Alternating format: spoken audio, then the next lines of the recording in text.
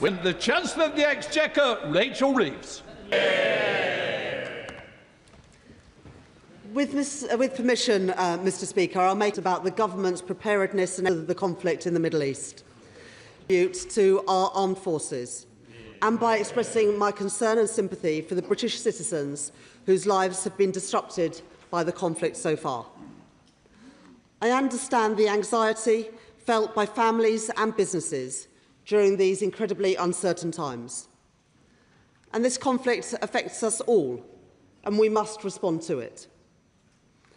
As I have demonstrated time and time again, I will take the necessary decisions to help families with the cost of living and protect the public finances. I'm clear-eyed about my response to the current situation. My economic approach will both be responsive to a changing world and responsible in the national interest. The economic impact of the situation in the Middle East will depend, of course, on its severity and its duration. The movements that we have already seen are likely to put upward pressure on inflation in the coming months. But I also want to confirm to the House that our financial markets are functioning, and I'm in regular touch with the Governor of the Bank of England. This afternoon, I spoke with G7 finance ministers, setting out my priorities for the international cooperation needed. First, calling for immediate de-escalation and a return to the diplomatic process. Second, we must guarantee the security of vessels passing through the Strait of Hormuz. Third, I stand ready to support a coordinated release of collective International Energy Agency oil reserves.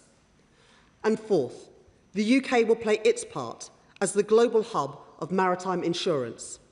And I am meeting with the Chair of Lloyd's of London later today, where we will discuss how best to support the continued passage of maritime trade. I want to ensure the country that the fundamentals of Britain's economy are strong. Every step that I have taken since the election has built our national resilience, stability in the public finances, investment in infrastructure, in both defence and energy security, and reform to our economy. Last week, I updated the House about our progress in delivering that plan. We have cut inflation so that it is now at 3%, a lower base than at the outset of the Russia-Ukraine conflict. I have prioritised economic growth to drive up living standards, and I have stabilised the public finances. We have already reduced the deficit by £20 billion since last year, from 5.2% to 4.3% of GDP. We are due to reduce borrowing more over the rest of this Parliament and by more than any other G7 economy. And I have increased our financial buffers, confirmed last week by the Office for Budget Responsibility. I know that families and businesses will be concerned about the impact of this conflict on them. And so I want to set out the action we have already taken and will take to protect them. I'm prioritising energy security, investing in clean, homegrown energy.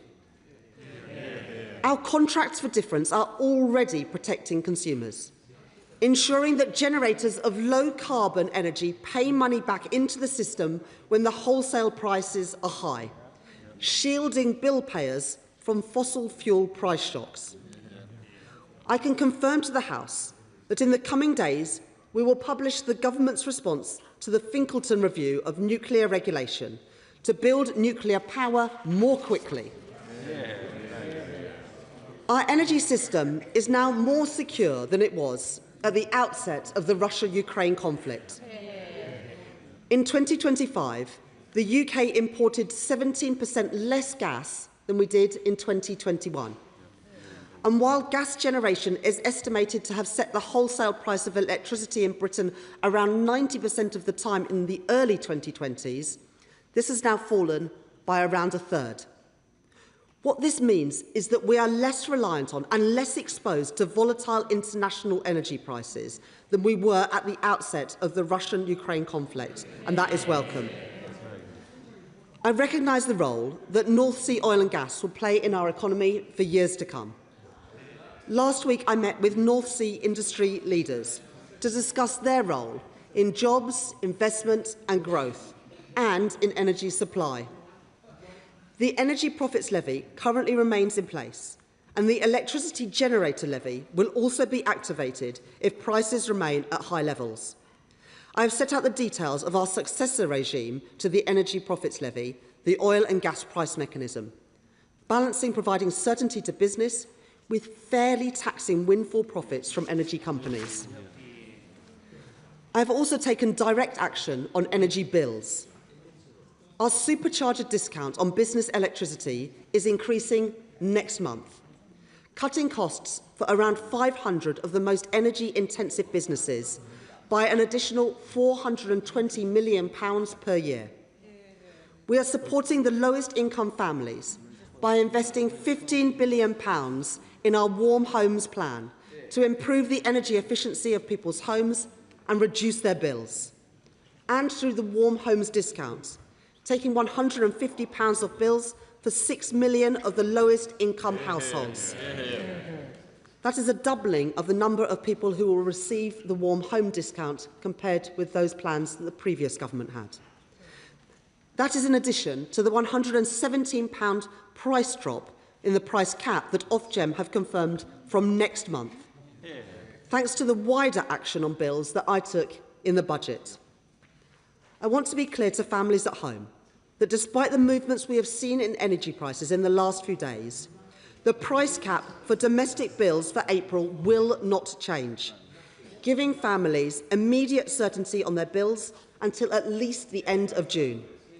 However, I recognise that households who use heating oil face unique challenges, and so I have asked the Financial Secretary to the Treasury to lead discussions with officials and with rural and Northern Irish MPs to explore further action that we can take, and those meetings will happen on Wednesday.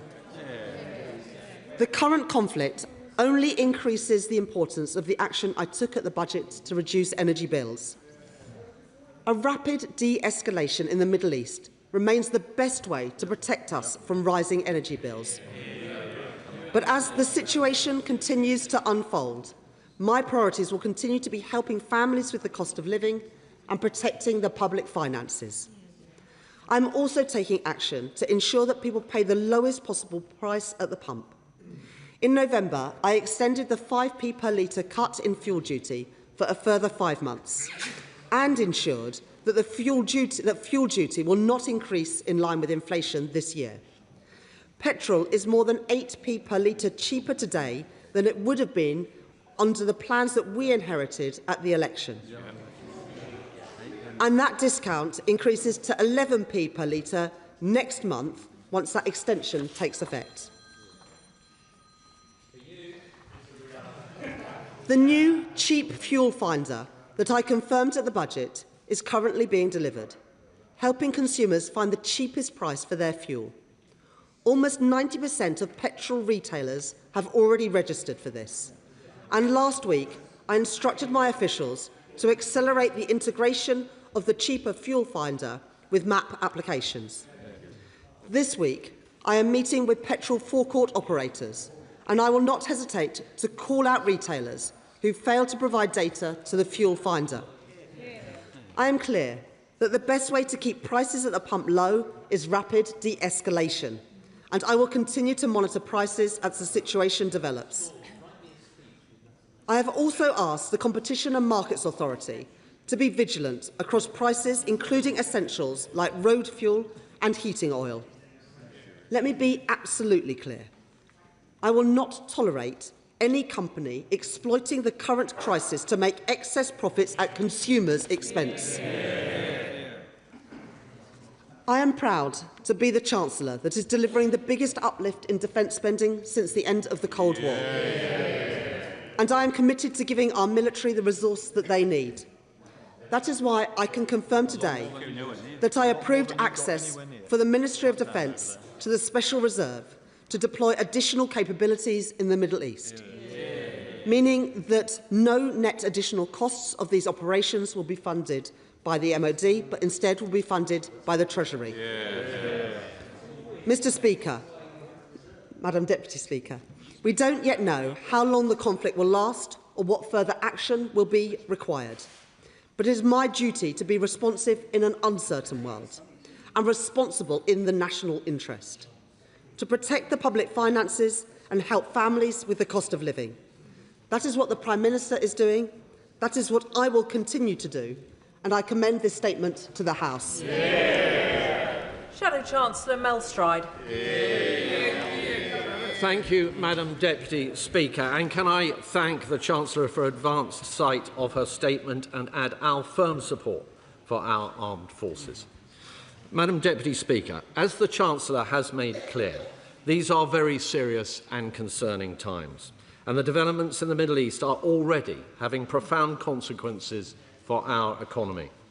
Oil prices have surged above $100 a barrel for the first time since the 2022 energy crisis. That alone is enough to have huge knock-on effects for households and businesses. Families filling up their car will already have noticed petrol prices increasing. Fixed-price energy tariffs have either been increased or pulled from the market. So we are already seeing British households worse off as a result of this conflict. I'm grateful to the Chancellor for updating the House on the meetings with other G7 finance ministers, and I welcome her commitment to support action to ease pressure on global supply by using strategic oil reserves. That, however, will only go so far. As the Chancellor said, the longer this conflict continues, the more likely it is that we will see a sustained period of higher prices. Of course, that in turn will also have implications for interest rates and for our cost of borrowing. The longer this lasts, the more likely it is that higher inflationary expectations become anchored. If that happens, monetary policy will need to adjust accordingly, which may mean higher mortgages for homeowners who have only just begun to see some relief. And of course, gilt markets have already been responding to these events, which could mean that forecasts we were given just last week from the OBR end up looking very, very different. We must continue to monitor developments closely. But, Madam Deputy Speaker, where we on this side of the House clearly differ with the Right Honourable Lady is in her approach to the economy in the run-up to this crisis. Her gross mismanagement has left us far more vulnerable than would otherwise have been the case. Inflation, to which she refers, was bang on target when we left office. But thanks to the Right Honourable Lady's choices, it rose back up to almost 4% last year, the highest in the G7. And inflation remains elevated. That is far from ideal, given the threat of a significant further spike in energy prices. And of course, extraordinarily, the Chancellor has just now reconfirmed that the government will press ahead with a rise in fuel duty later this year. And borrowing is running higher than was forecast when the government took office. We are spending well over $100 billion a year on debt interest alone. That leaves us far more vulnerable to rising borrowing costs. And the government, of course, is continuing to impose ruinously high taxes on our oil and gas sector and choosing to rely on imports instead of maximising our own domestic energy supply. That is proving to be an incredibly short-sighted approach. But as the Right Honourable Lady has just told us, there will be no change in direction. That is the wrong choice. And more broadly, of course, business confidence has hit record lows and unemployment has risen back to pandemic levels. So our economy is weaker as a direct result of this Chancellor. Now, last week, Madam Deputy Speaker, at the spring statement, the Right Honourable Lady had an opportunity to change course, but instead we got no action at all. Just breathtaking self-congratulation and denial. She had a vital opportunity to come to this House with a plan to get the economy growing. But she did not do that, not least because this week government have caved into their own backbenchers, who prefer higher welfare spending over fixing our economy. So today, let me reiterate our offer to support the government if, even at this late stage, and particularly given the gravity of the current global outlook, they do the right thing, show some backbone, and come forward with a proper plan to cut welfare spending and strengthen our economy so we can properly support hard-working families through this difficult time. This is the very least that the British people deserve. Finally, Mr. Speaker, could I ask the Right Honourable Lady, will she urgently reconsider her decision to implement the first increase in fuel duty in 15 years?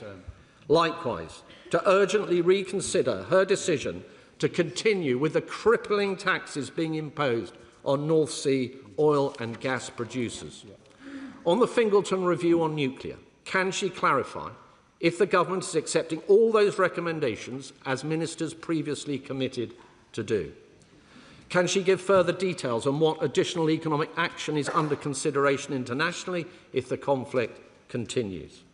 What measures is the government considering to support households in the event of a sustained period of higher prices, and what action is being considered as part of the financial secretary's work to support those reliant on heating oil? Are the government tracking the Iranian regime's illegal funding sources to ensure UK financial systems are not facilitating funds that are being used to support repression? And can she confirm that there is sufficient resource available in the Special Reserve so that our brave servicemen and women have the support they deserve? Chancellor of the Exchequer. Thank you, Madam Deputy Speaker, and I thank the Right Honourable Member for his questions. The Government believes that the best way that we can protect families and businesses from this conflict is through de-escalation. And we heard nothing in the Shadow Chancellor's response about what the opposition's view is on de-escalation. We believe that it's important that we get back to the negotiating table and don't escalate this conflict. I'm not that sure that that is the view of the opposition party. But we also know that commitment to greater energy security can help guard against shocks. And after inaction and delay from the Conservatives when they were in government for 14 years, this Labour government is committed to investing and building new nuclear, and that's why we're backing Sizewell C and also small modular reactors, both funded at the spending review, neither funded by the previous government, because this government is backing Britain's energy security. This Labour government is backing the industry of the future, such as carbon capture and storage, funded at the spending review, not funded by the party opposite, because we back Britain's energy security. And through the National Wealth Fund, we are investing in floating offshore wind and in our docks, funded in the spending review, not funded by the party opposite, because we back Britain's energy security. In 14 years, the Tories did nothing. So they failed when we needed new nuclear. They stood by and allowed the loss of gas storage facilities at Rough. They failed to fix the broken planning system to enable us to build renewables. And they had an effective moratorium on onshore wind, which is the cheapest form of energy. We are taking a different approach in the interest of our economy and energy security. On energy bills, I would urge the Right Honourable Gentleman not to scaremonger. The £150 cut to energy bills that I announced in the budget will continue, as confirmed by Ofgem. We removed the failed eco scheme and we removed a number of levies off of bills. On heating oil, those conversations will happen this week and we are working closely with MPs, with colleagues in Northern Ireland to make sure that things are working well. But the Minister at Desnes met with the heating oil sector on Friday and spoke this morning to the Competition and Markets Authority. There is not currently a problem with supply, but where members have individual issues around supply, they should make sure they get in contact with Desnes. On fuel duty would have risen by 8p compared to if I had have used the plans that I inherited. And we've had two budgets, both of which all of the parties opposite voted against, which extended that freeze in fuel duty. So it's a little bit rich now to hear the opposition saying that they want to reduce fuel duty when they vote against budgets that froze it. And on the energy profits levy, I think the right honourable gentleman has a short memory because, of course, he was in the cabinet that introduced the energy profits levy. And they introduced it for a reason, because of the windfall profits that were being made by the energy companies and the need to help consumers with bills, which is exactly what we have done.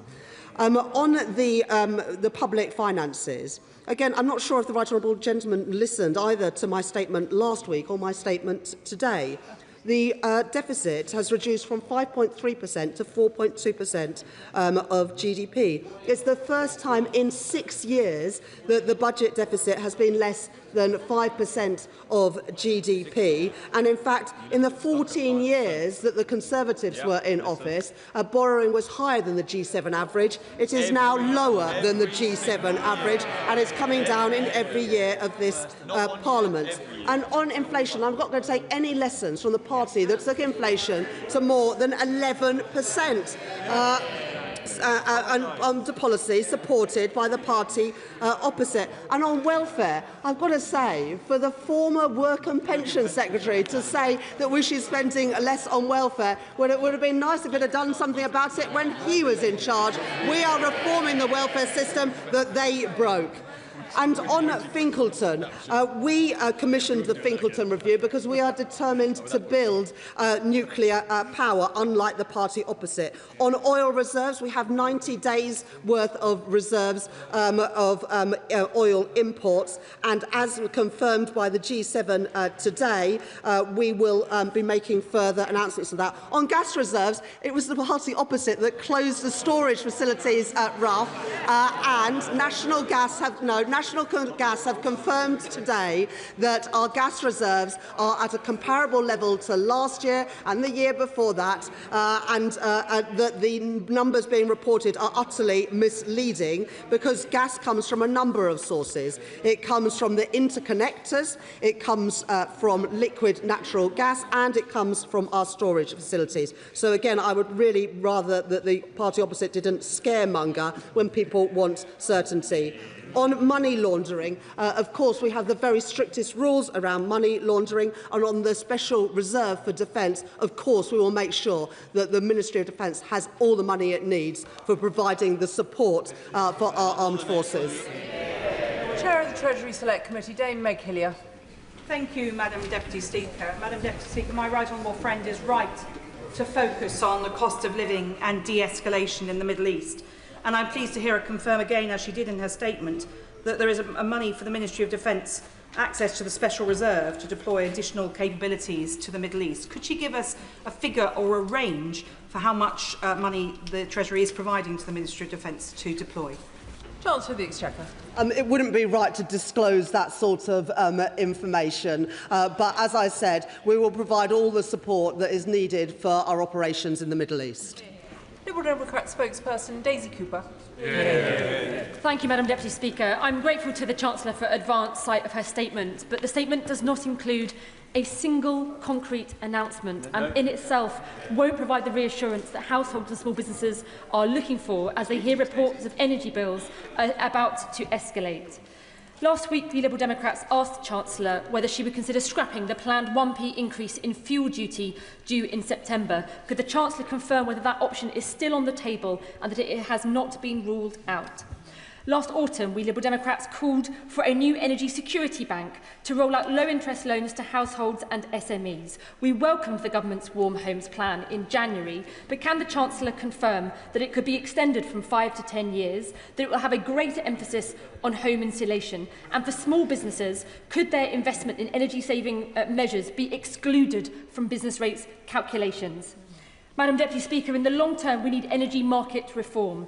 Can I urge the Chancellor and her government to intervene to stop these unpredictable fluctuations in the gas market? We need to urgently develop a plan to de-link gas and electricity prices and move expensive old renewable subsidies from the renewables obligation to the much better and cheaper contracts for difference model. I'm glad that the Chancellor has written to the CMA about keeping an eye on petrol pumps, but last autumn I wrote to the Secretary of State for Business and Trade and asked him to instruct the CMA to investigate bad practices in the energy market affecting hospitality businesses and small businesses as well. The Federation of Small Businesses and UK Hospitality have also asked for this investigation. 6 months on, it still has not happened. Can the Chancellor please confirm that she will speak to the Secretary of State for Business and Development? And finally, Madam Deputy Speaker, on rural homes, we know that off-grid homes rely on oil. They are seeing prices going up already as panic buying spreads. I'm grateful that the Chancellor has indicated there will be a meeting on Wednesday. Could the Chancellor also then confirm that there will be an announcement forthcoming by the end of this week? Thank you. Chancellor. Thank you, Madam Deputy Speaker. The Honourable Lady talks about energy security, but she has never once acknowledged her party's failure when they were in government. In 2010, her party's leader, Nick Clegg, justified opposing new nuclear energy on the grounds that it would take until 2022 to become operational. Well, 2022 has been and gone, but what is here is another example of Britain paying the high price today for the choices of the parties opposite. On the specific questions that the Honourable Lady asks, on energy bills, we announced at the budget £150 off energy bills. That comes in April, and it continues until June by taking the failed eco-levy that the last government presided on over off of bills. And on heating oil, people on heating oil also use electricity in their homes and also benefit from reductions in their energy bill from April. But as I said, the Financial Secretary to the Treasury will be meeting with the relevant MPs this week. On fuel duty, the Honourable Lady walked with her colleagues again through the lobbies to oppose the budget measures, which included freezing those fuel duties. So it's a little bit rich of her now to say that she wants us to cut fuel duty. On ensuring that homes are properly insulated, at the spending review last year, I announced £15 billion for the Warm Homes Plan, focused on lower-income families. On contracts for difference, the Honourable Lady is absolutely right that the contracts for difference are absolutely crucial in weaning ourselves off imported oil and gas, and we are in a better place because of the auctions and the CFDs that we have been doing, and the energy infrastructure which we've been building and can build because of the Planning Infrastructure Act, which the parties opposite oppose. And finally, on the Competition and Markets Authority, as I said in my statement, they've got an important role in ensuring that markets are functioning properly on heating oil, on petrol forecourts and for small businesses, and we will make sure that they fulfil that role in making sure that people are not overcharged for the energy that they use. Bill Esterson. Thank you, Madam Deputy Speaker. Can I welcome the Chancellor's commitment to giving us energy security through reducing our dependence on international fossil fuel markets and moving to clean energy instead. Can I also welcome what she said about her support for jobs and investment in the North Sea, and her commitment especially to protecting consumers through the Warm Homes discount, the Warm Homes plan, and indeed the commitment she made in the budget to taking £117 off consumer bills. She quite rightly pointed out the dire record of the parties opposite on new nuclear. 14 years where they failed.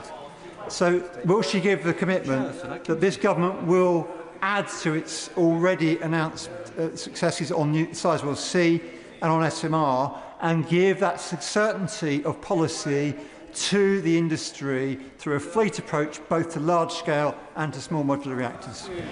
Chancellor. Thank my honourable friend for that question. Already we have signed off commitment to both Sizewell C, a publicly funded nuclear power station, and also small modular reactors, which we will build with Rolls-Royce in North Wales. And the purpose of the Finkleton review is that we can build those quickly and cheaply as the current situation more than ever demands. Sir Jeremy Hunt. Thank you, Madam Deputy Speaker. When I was doing her job, the Treasury rule of thumb was that a 20% increase in energy prices meant 1% more on inflation and 0.5% less on growth. The truth is, it is much too early to know whether she is going to have to find £78 billion to help households with energy bills, as I had to in 2022. But what we do know is that the world is much more dangerous and there are some big problems in our defence budget. I welcome the fact the government is now committed to increasing defence spending to 2.5% of GDP. But nearly 2 years on from when the previous government made the same commitment, it is clear that that is not enough. So will she unblock the arguments between the Treasury and the MOD and outline a timetable whereby defence spending increases to 3% of GDP and we are able to defend our interests in the Middle East and our allies in Europe, as this whole House would wish? Chancellor. Thank the right honourable gentleman for his question. And I think this point about it being too early to tell the impact is really important. Of course, we will take the necessary actions to protect consumers and businesses. But the most important thing we can do at the moment is de-escalate the conflict and work with Lloyd's of London and with countries around the world to get those vessels flowing through the Strait of Hormuz. That is what is absolutely key for containing the rises in energy prices. On defence spending, in his manifesto, they committed to getting to 2.5% by the end of the Parliament. We're going to get to 2.6% by April next year. Then we've made further commitments to 3% and then 3.5%. Obviously, we've got a spending review coming up next year where these decisions will be taken in the round. I'm only planning to run this statement until 5:45, so members and indeed the Chancellor can all help each other by asking very short questions, please. John Grady. I'm obliged, Madam Deputy Speaker. The root cause of this issue in Britain is our excessive reliance on gas. That is why consumers in Glasgow East pay much more for the energy. And the Conservatives had an offshore wind auction with no bids. We had an offshore wind moratorium, and the SNP are against any new nuclear power stations. Would my right honourable friend, the Chancellor of the Exchequer, agree with me that we must double down on nuclear, onshore and offshore wind to attack the root cause of our energy costs? Well, we're building new nuclear in England and we're building new nuclear in Wales. We would love to build new nuclear in Scotland, but that will only be possible with a Labour government in Scotland. On renewables, in auction round 7, we had a very successful auction, and auction round 8 will take place later this year. My honourable friend is absolutely right. We need to wean ourselves off imported oil and gas and be more secure with our energy supplies here in the UK. Dame Harriet Baldwin. Thank you very much, Madam Deputy Speaker. And the Chancellor has announced today that she's not really making any changes at this point, and she's calling for a de-escalation. But what would she say to my rural constituent who has heating oil and who has a virtually empty tank after a long winter and now is facing a 100% increase in the cost of that heating oil? I didn't hear anything that would help that particular constituent. As the former Chancellor says, it is too early to know the impact of this, and the key thing is de-escalation and getting vessels flowing through the Strait of Hormuz. And she would have heard what I said about heating oil, that is uniquely affected. People who use heating oil will get the benefits on their electricity bills, but I would urge her to attend the meeting to put the case of her constituent with the Financial Secretary to the Treasury on Wednesday. Ben Goldsborough.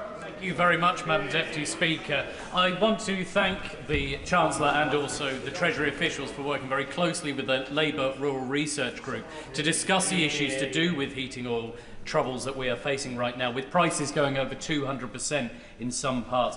Can the Chancellor elaborate more on what action will be taken with the Competition and Market Authority to make sure that we're protecting our consumers from these price gouging effects that are going on? Chancellor. The point about price gouging is really important, and that is why we have today instructed the Competition and Markets Authority to ensure, whether it is either heating oil or petrol retailers, that they're not taking advantage of this situation to line their own pockets rather than thinking about the consumers who they serve. Chris Coughlin. Speaker, the last week has underlined our perilous national security situation and the potential risks to growth. Does the Chancellor agree that now is the time to raise defence spending to 3% of GDP, perhaps funded by borrowing with our European Canadian allies to reassure bond markets, both to drive growth and protect our national security? Chancellor. I've got huge respect for the honourable gentleman who's on the Treasury Select Committee, but his party has opposed every increase in taxes that we have brought in to be able to better fund our public services, including higher defence spending. And, you know, like me, he will look at what's happening in financial markets. And I'm not convinced this is the time to unleash more borrowing on markets. That's what Liz Truss tried, and look where it got us. Luke Murphy. Thank you, Madam Deputy Speaker. Can I welcome the Chancellor's statement, particularly the focus on energy security and our plan for homegrown clean energy. It has been astonishing since the election to hear that the Conservatives' lessons from the Ukraine crisis was that we needed to be more dependent on international fossil fuels, costing £78 billion, as the former Chancellor just said. The Chancellor mentioned the electricity generator levy. I just wondered if she could tell the House how and when that would be activated. Chancellor. Very much thank my honourable friend for his question. The energy profits levy is still in place, and the higher prices go, the more windfall tax is paid. There is also the electricity generators levy, where if electricity prices go up, because they are in some cases outside of contracts for difference linked to gas prices, we will also recoup money there. That is obviously important because if the situation goes badly, we will need to be able to better support consumers. That is why the EPL and the EGL were brought in the first place, and that's why they are important parts of the architecture we have. Father of the House, Sir Edward Lee. I'm not sure that whether in the middle of the war it achieves much to be overtly party political. I mean, the past is where we were. We're now in the present. So, just to be helpful to the Chancellor, I agree with her on de-escalation as it happens, on defending our interests, not regime change. But the fact is that we have the highest energy costs in Europe. We're now in a crisis, and we're in potentially a war economy. So I saw the Energy Secretary sitting next to her earlier. Whatever the good intentions on net zero, will she listen to the Shadow Chancellor on North Sea oil? Because we are in this crisis now, and we have to meet this crisis with every tool in the toolbox. Chancellor.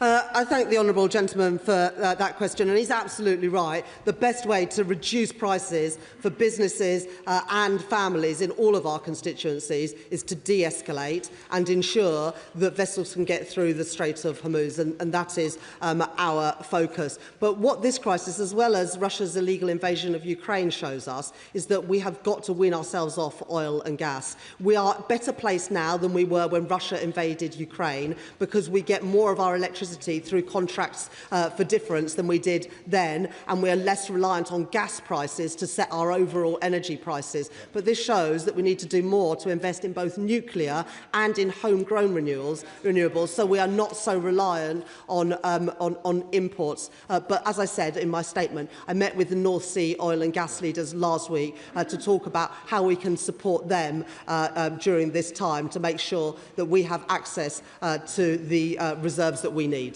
Jim Dixon. Thank you, Madam Deputy Speaker. Can I thank the Chancellor for her statement? It's vital for residents in Dartford and across the country that they know that the government has their back when it comes to fuel bills going forward. Does the Chancellor agree with me that the economic stability that she set out last week in the spring statement means that the economy and consumers are much less vulnerable to the price shocks coming from the Middle East than they would otherwise be? We are in a better position than we were when Russia invaded Ukraine for two reasons. First of all, because of our macroeconomic situation. For the first time since 2019, our deficit is below 5% of GDP. It came down by 1 percentage point of GDP just this year, and the OBR forecasts that it falls in every year, which gives us a bit more of a buffer. And of course, I set out how the headroom against the fiscal rules, both the stability rule and the investment rule, had increased at the spring forecast compared to the budget. But the other way in which we are better prepared is that more of our electricity comes from contracts for difference, which are not linked to the volatile and rising gas prices. That means that bills will be less affected. But just come back to the point, it is de-escalation that will have the most impact on my honourable friend's constituents in Dartford and elsewhere in getting their bills down. Kirsty Blackman. Families are already struggling with the ongoing cost of living crisis, and the Chancellor has failed to bring down energy bills in the way that was promised in the manifesto. As prices continue to soar and international events cause people real anxiety as they're looking at these situations, they're already struggling, they're already feeling the squeeze in the cost of living as more than they ever have before. Will she now recognise that this is a crisis for families, and will she put in real support to help families through the cost of living crisis? Chancellor. I'll just say with respect to the Honourable Lady, on the 1st of April, energy prices will fall by an average of £117 because of the action that I took in the budget. It will be frozen at that point until the end of June. And as the former Chancellor and other members have said, the most important thing we can do now is de-escalate the crisis. But if the Honourable Lady really believes in energy security, she should back Labour's plans to invest in nuclear energy, including the jobs that would create in Scotland. Gareth Snell. Thank you very much, Madam Deputy Speaker. I welcome the Chancellor's announcement, reiteration of the extension of the supercharger scheme, but she will know that that only really helps 10% of energy-intensive industry in this country, and in particular those that are electro-intensive. So with the price per firm in gas pretty much double what it was last week, is she able to set out what help might be available for gas-intensive industry and those electro-industries that aren't in the supercharger scheme? And if the de-escalation doesn't come, that we all hope it does, will she agree to meet with those energy-intensive industries to see how those that are impacted by gas prices can get some immediate relief? Chancellor. I thank my honourable friend for that question, and it is a really important point. 500 businesses will benefit from an increased discount through the supercharger, taking that discount from 60% to 90% from April. And next April, the British Industry Competitiveness Scheme comes in, benefiting, I think, around 7,000 businesses. That is set to go from next April, but of course we will continue to look at how we can support our energy-intensive industries if the current situation continues in the Middle East. John Glenn. Thank you, Madam Deputy Speaker. Given it was promised at the start of June last year, when will the Chancellor sign off on the Defence Investment Plan? Chancellor. Well, thank the honourable gentleman for that question. I have huge respect for him for the time he spent at the Treasury. As the honourable gentleman knows, the previous government committed to get to 2.5% by the end of this Parliament. We're committing to bring that forward, and by April next year, we will be spending 2.6% of GDP. We will set out the Defence Investment Plan based on the strategic defence review that we did, and of course the previous government didn't even bother to do a strategic defence review. Sam Rushworth. Thank you, Madam Deputy Speaker. I've already got constituents in places like Weardale, Teesdale and Gorness Valley who are paying double for their heating oil to what they would have paid a week ago, and some of them simply can't afford to fill up their tanks. Thanks to the fiscal headroom that this Chancellor has created, there is money in the system to support them.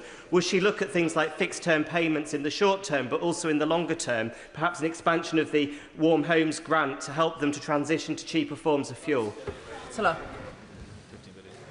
I thank my honourable friend for that question. As I set out in my statement, we put £15 billion into the Warm Homes plan at the spending review last year to better insulate people's homes and help them to move to cheaper forms of energy. But I do recognise the immediate problems around heating oil. That's why I've asked the Competition and Markets Authority to look at price gauging, but also why the Financial Secretary to the Treasurer will be meeting with MPs, and I hope that on behalf of his constituents in Bishop Auckland, he will be there next week, on Wednesday.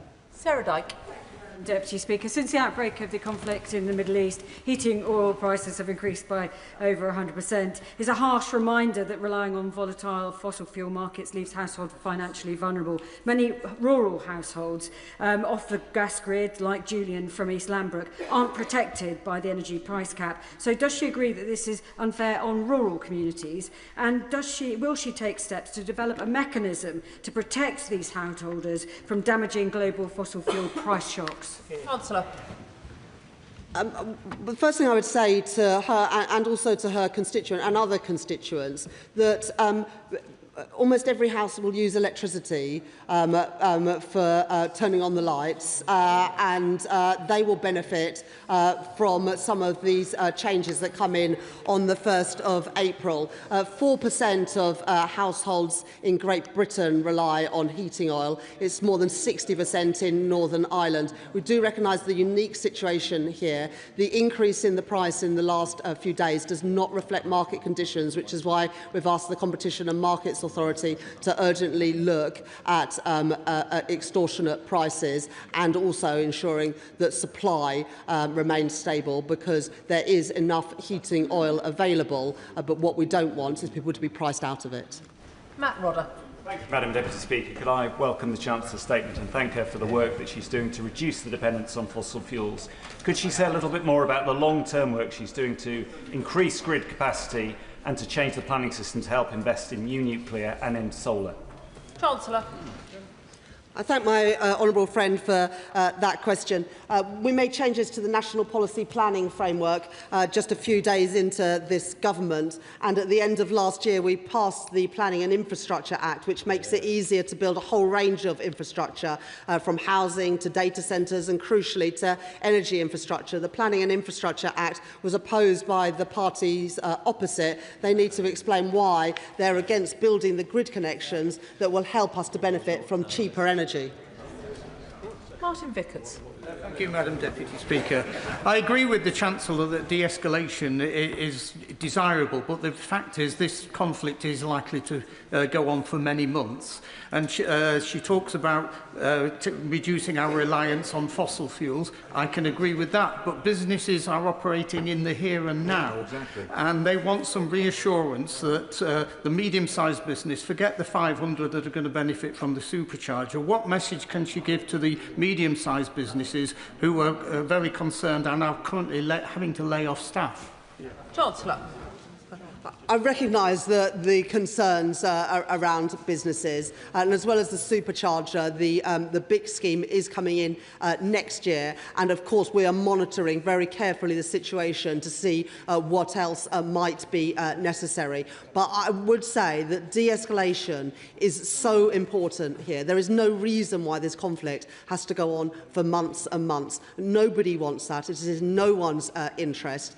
We need to quickly get vessels flowing through the Straits of Hormuz. That is why I'm meeting with Lloyd's of London later today to work through what insurance products can be introduced. And it's why on the G7 finance ministers' call this afternoon, we talked about how we can guarantee the safety of vessels flowing through that strait. Karen Moon. Whereas, Madam Deputy Speaker, tens of thousands of homes across Cornwall are still totally reliant on heating oil. So I'm delighted that the Chancellor has confirmed that the Chief Secretary of State's Treasury will be meeting rural MPs who are disproportionately affected by the crisis. But does she agree with me that in order to accelerate away from a fossil-fuelled economy, the British Business Bank, National Wealth Fund and GB Energy need to take a more dynamic attitude to risk when supporting renewable energy projects? I thank my honourable friend for that question, and can I also thank the rural group of Labour MPs for contacting me over the weekend with their stories and their suggestions, and that is why the Financial Secretary to the Treasurer have been meeting with MPs on Wednesday this week. In terms of the National Wealth Fund and the British Business Bank, they're already investing heavily in renewables, and we increased their budget to be able to do so. I also recognise that there are important opportunities in Cornwall, not just the South Crofty tin mine in his constituency, but other energy projects, including geothermal energy. And I've asked the National Wealth Fund to look again at those opportunities. Robert Jenrick. The British people are being clobbered. She could have come here today and scrapped her hike in fuel duty. She could have come here today and ended the insanity and got drilling again in the North Sea. Instead, she offered nothing. Absolutely nothing. This crisis deserves a proper response. When will she finally understand that for now at least she is the Chancellor, not just a bystander? Chancellor. Cuts in freezing fuel duty, Reform opposed it. The Energy Profits Levy, he introduced it when he was in the Conservative government, so I'll take no lectures for him, and the Tory Tribute Act sitting up there. Talk, Will Crichton. Thank you, Madam Deputy Speaker. Can I thank the Chancellor for his statement, for her support for the armed forces and for acknowledging the anxiety of constituents abroad. Closer to home, in fact at home, half of my constituents in the Hill and Near outside the town of Strawley rely on heating oil to heat their homes. They face great uncertainty, no guarantee of delivery, no guarantee of price on delivery. I hear what money-saving expert Martin Lewis hears, fears of price gouging and price rises. So I welcome Treasury talks and I hope that they will lead to further scrutiny and regulation of this unregulated industry. Otherwise, I will have to introduce the Chief Financial Secretary of the Treasury to the old Lewis tradition of cutting peat for winter fuel. Chancellor. I thank my honourable friend for his question and recognise that his constituency more than most will be affected by worries around delivery and price of heating oil. That's why I've instructed the Competition and Markets Authority to look at price gauging, and it's also why the Financial Secretary to the Treasury will be meeting with my honourable friend and other concerned MPs on Wednesday this week. Tom Tugendhat. Thank you, Madam Deputy Speaker. May I ask the Chancellor, looking forward at the decisions she's making on the strategic reserve being used for defence, will that include the availability for the Royal Navy to prepare warships to go to sea? Clearly, there has been rumour over the last few days that one of the reasons why one of Her Majesty's ships, or His Majesty's ships, sorry, forgive me, is not ready for sea is because the contracts are working 9 to 5. Will she be able to fund this properly so that all ships are available as quickly as possible? Chancellor.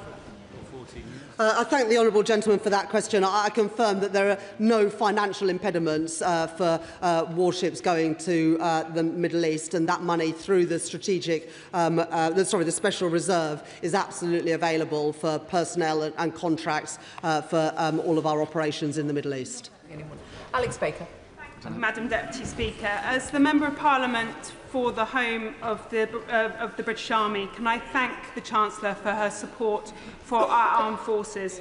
My constituency is also home to innovative defence and aerospace businesses, and many are ambitious to expand and play their part in strengthening our national security, but that depends on being able to access the investment they need to scale up. Can the Chancellor reassure these businesses in my constituency that this government will continue to work closely with the financial sector to ensure British defence and advanced manufacturing companies can access the capital they need to invest, grow and create good, skilled jobs here in the UK? I thank my honourable friend for that question. As my honourable friend knows, we have increased the funding available to both UK Export Finance and the National Wealth Fund to invest and support our defence industry. And also I support the work that my honourable friend and the honourable member for York Outer are doing in ensuring that the financial services sector also lends to defence businesses, including scale-up businesses. David Chadwick. Thank you, Madam Deputy Speaker. Almost two-thirds of homes across Brecon, Radnor and Cwm Tower are dependent on heating oil, the price of which is now surging thanks to Donald Trump's decision to bomb Iran. Can she reassure my constituents that help will be on the way from the government? Chancellor. Thank the honourable gentleman for that question. The meeting with the Financial Secretary to the Treasury will be open to all MPs and is on Wednesday this week, and I very much urge him to attend that meeting. We are aware of the unique situation concerning heating oil. That's why I've instructed the Competition and Markets Authority, but are also keen to hear directly from MPs. Calvin Bailey. Thank you, Madam Deputy Speaker. The impacts of this conflict spiralling are serious and will fall upon our constituents' pockets. So I welcome the Chancellor's statement and measures to address these. And yet, last week, the Honourable Member for Clapton was in the United States attempting to lobby against our national interest, on this occasion with a comical lack of success. So would my right honourable friend agree that the impact of living costs can only be compounded by the continued, deeply unpatriotic interventions of the benches opposite? I thank the honourable and gallant, my honourable and gallant friend for his question, and also for his contributions in the debates last week as well. And my honourable and gallant friend knows how important it is to de-escalate, because it is our armed services personnel who would be the front line of any escalation of the crisis. And de-escalation, of course, is also in the interests of all of our constituents, whether it is on heating oil, the price paid at the pumps, or indeed on their mortgage rates. And that is why this government is putting all of our diplomatic efforts into de-escalating this crisis and reopening the Strait of Hormuz. Simon Hall. Thank you, Madam Speaker. As heating oil prices go up and petrol prices go up in rural North Dorset, my constituents are hearing the Chancellor echo one of her predecessors, I think, effectively saying, crisis, what crisis? She needs to, I think, actively get a grip on this. Motorists in rural areas use their cars because they have to. The vast majority of them are off-grid. They have no alternative to keep warm other than using heating oil. This is a crisis in costs taking place today, which meetings and letters to the CMA are not going to help or address. Can she confirm? She's mentioned that this meeting has been organised on Wednesday and that invitations have gone out for it. Is it? We don't need the honourable member for Swansea West gesticulating like some string. Order. The question is far. Forgive me. Sorry. Too long. Chancellor. I've got huge respect for the honourable member, and I thank him for his question. As the former Chancellor of the Exchequer says, it is too early to know what the impact of this crisis is going to be. It's why today I met with G7 Finance Minister colleagues, which I'm sure he welcomes, where we discussed the release of the International Energy Agency strategic oil reserves, for example, because what is needed to contain prices for all of our constituents is to make sure that we have the oil and gas on the market that we need, and that is why we are prioritising those diplomatic routes to de-escalate this crisis. Jonathan Davis. Thank you very much, Madam Deputy Speaker. I thank the Chancellor for his statement, because this is not just a worrying time for our national security but for our economy too. I am pleased to hear about the work that's going on with the Competition and Markets Authority in respect of consumers of heating oil. But perhaps I could suggest to her that she has a conversation with her colleagues in Desnes to expedite the £1 billion worth of community energy investment coming through the local power fund and focus that investment as quickly as possible into rural areas like mine in Derbyshire, because if this is going to be a protracted conflict, that's something that could make a difference. I thank my honourable friend for that question, and I put in £1 billion for the Community Investment Fund in local energy schemes in the spending review last year to make sure that communities are more self-reliant for their basic energy needs. That is a lesson from Russia's invasion of Ukraine, and it is also the lesson of this conflict in the Middle East, that we need to be more resilient, more secure as an economy, and that is exactly what we are doing. Healey Chowns. Thank you, Madam Deputy Speaker. The Iran crisis highlights the urgent need to speed up the UK's energy system transition to clean, green, cheap renewables and energy efficiency. Now, the last time that energy prices went through the roof due to illegal international aggression in 2022, normal people paid the price while huge energy giants raked in billions of pounds in windfall profits. So will the Chancellor guarantee that in responding to this crisis now, she'll do everything possible to protect ordinary households and ensure that no energy company makes profits from this war? I thank the honourable lady for that question. Well, the reason why we have the Energy Profits Levy and also the Electricity Generators Levy is to ensure just that. But if the honourable lady is really serious about energy security and investing in low-carbon energy, I really don't understand why her party opposes the planning reforms so we can build the grid infrastructure and opposes both small modular reactors and also new nuclear in Suffolk. All of those things add to our energy security and reduce our reliance on fossil fuels. Why do the Greens oppose it? Tom Hayes.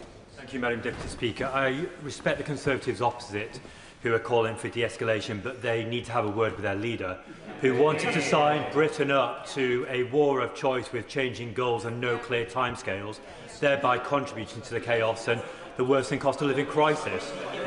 The Chancellor has a plan and we're seeing inflation, interest rates and government borrowing falling as a result. Will she commit to keeping to that plan, to keep bringing down borrowing so that the country can live more within its means and get rid of the awful inheritance left by the Conservatives? Yes, last week's spring forecast from the Office for Budget Responsibility showed inflation coming down, borrowing coming down and debt coming down. Our economy is fundamentally strong, but we all need to see a de-escalation of this conflict and the reopening of the Strait of Hormuz to ensure that our constituents continue to benefit from falling energy bills and falling interest rates, and that is why we're so focused on the diplomatic efforts. Sir Oliver Dowden.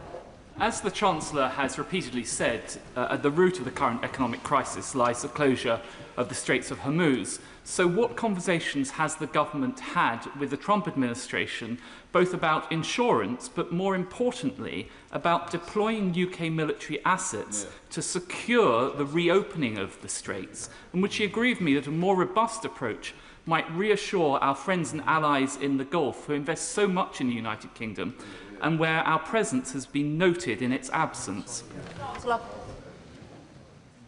I thank the honourable gentleman for that question. There are two things that are needed to reopen or effectively reopen the Strait. The first is security for vessels passing through it, and that will require a cross-country action involving, of course, the US, but also the UK, France, and we all stand ready to do that, and that was one of the things that we discussed on our G7 finance ministers call today.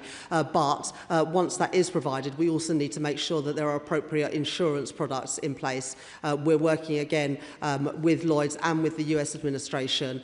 We are the global leader in maritime insurance, and so we've got an important role to play to ensure that those vessels are properly insured once they do start to move again. Josh Newbury.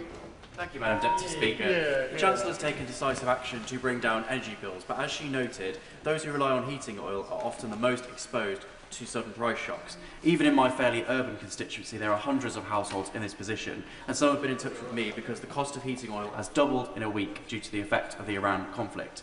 So as the Chancellor works to shield the British public from the economic fallout, will she make sure households on heating oil are protected from the shocking increases we're currently seeing? It is important that the players in the heating oil sector behave responsibly and do not seek to profiteer from this current conflict because it is their customers who will lose out, which is why we've instructed the Competition and Markets Authority to guard against that price gorging. I know that he will attend the meeting with the Financial Secretary to the Treasury on Wednesday to make those representations, but the best thing that we can do is to de-escalate and get those vessels flowing to get that oil and gas moving. Helen Morgan. Very much, Madam Deputy Speaker. 1 in 3 households in North Shropshire are dependent on heating oil, and I declare an interest because mine is one of them. People have been in contact with me since last week, concerned about the rapid escalation of heating oil costs. I welcome the Chancellor's announcement that she recognises that problem and wants to act on it. Can she outline in more detail what kind of remedy she's envisaging and how soon we might be able to see it put in place? Chancellor.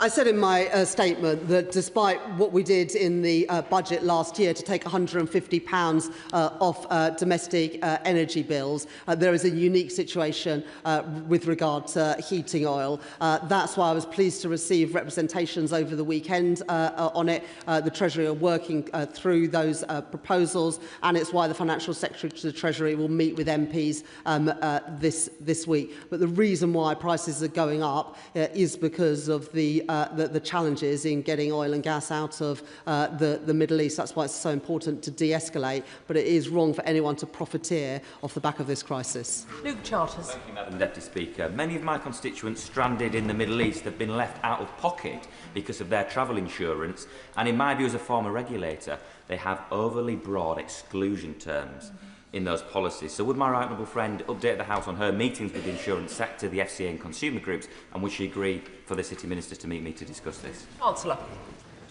I thank my honourable friend for that question, and I'm sure that the relevant minister, whether that is in the Department for Transport or indeed the Economic Secretary to the Treasury, meets with my honourable friend. It is important that everybody who wants to get home from the Middle East is able to do so. We welcome the work that the airlines are doing to get people home with the support of the government, but it's also important that people are not ripped off for that. Harriet Cross. Thank you, Madam Deputy Speaker. We've heard the Chancellor and others on the government front bench for months now saying that we'll be using oil and gas for years to come, and of course we will. No matter how much they wish that away now, we'll be using oil and gas for years to come. We must secure our supply. In her meeting this morning with G7 finance ministers, does any of them say that banning new oil and gas licences from the North Sea is a good idea? Or any of them banning themselves from their own energy resources? Chancellor. I thank the honourable lady for that question. It was, of course, her own party that introduced the energy profits levy in the first place, and introduced it for a good reason, because many of the questions today have been about the impact on prices, and of course the way that support was given to consumers during the Russia-Ukraine crisis was through money from the energy profits levy then being used to subsidise people's bills. That's why we have the energy profits levy. Dave Robertson. Thank you, Madam Deputy Speaker. Can I thank the Chancellor for her statement today? She is absolutely right to take the action that she has on energy prices, particularly given that 20% of the world's oil is transported via the Straits of Hormuz. However, the Straits of Hormuz also transports over a third of the world's urea, almost half of its sulphur, and a significant amount of ammonia. So can I ask the Chancellor what steps she's taking to protect our farmers from spiking fertiliser prices at the same time as energy prices are rising? Chancellor. I thank my honourable friend for that question. We're working closely with DBT and DEFRA, as well as business, to understand the different parts of industry that will be affected by a protracted conflict. But this is just another reason why it is so important to de-escalate. That is exactly what we are seeking to do, and it is also why we are working with G7 allies focused on reopening the Strait of Hormuz, because that's the best thing we can do to bring down prices and ensure supply continues to flow. Saoirse Eastwood. Thank you, Madam Deputy Speaker. I welcome a statement this afternoon from the Chancellor. As she's already outlined, Northern Ireland is uniquely exposed. Up to 70% of people right across Northern Ireland are reliant on home heating oil. Instead of meeting with me, would you be able to tell me that you have plans to meet with the Minister of Economy in Northern Ireland this week, and indeed my ministerial colleagues in the Northern Ireland Executive, to see how we can best support our people? Chancellor. It's really important to understand the extent of the impact on Northern Ireland. When we made this announcement of the budget, we did make money available for Northern Ireland to have their own scheme recognising the slightly different energy market in Northern Ireland. I know that the Financial Secretary to the Treasury, who's leading on this work at the Treasury, is meeting with his opposite numbers in the Northern Ireland Executive to make sure that we understand the challenges there and what we can do to best support. Tony Vaughan. Thank you, Madam Deputy Speaker. I thank the Chancellor for her statement, which really does underline the importance of new nuclear to boost our energy security. Many of us who back new nuclear also care deeply about nature, and Dungeness in my constituency is both a nationally important habitat site and a vital location for new nuclear. So does the Chancellor agree that we urgently need a reformed framework for habitat protection along the lines proposed by Fingleton Review so we can safeguard the environment and welcome new nuclear back to places like Dungeness? I thank my honourable friend for that question and also his pragmatic approach. We will be responding to Fingleton in the next few days and then legislating as quickly as possible to make it cheaper and quicker to build the energy infrastructure that we know we need. Sir Alex Shelbrooke. Thank you, Madam Deputy Speaker. Madam Deputy Speaker, defence industry supply chains really are desperately in need of the DIP. The Chancellor talks about the money that's being invested, but why is the Treasury not allowing the DIP to go forward? Because it's starting to become really critical and we need that infrastructure. Secretary of State is desperate for that infrastructure. We need to know when's that coming forward. It was the government's self-imposed deadlines, nobody else's. Well, we published the Strategic Defence Review earlier this year, and in the spending review last year, the biggest uplifts in spending were at the Ministry of Defence and at the Department of Health. The previous government said they were going to get to 2.5% at the end of the next Parliament. We're going to get to it to 2.6% by April next year, and that money is already being spent. He doesn't need to worry about that. Peggy Shanker. Thank you, Madam Deputy Speaker. I know that my constituents in Derby will be worried about the devastation that they see across the Middle East and will agree that de-escalation must remain a priority. But they're also worried about the impact on their weekly shopping bills, their petrol prices and their energy bills. Will the Chancellor agree with me that stability for our businesses and local people is absolutely vital given the volatility that we're seeing internationally? Chancellor.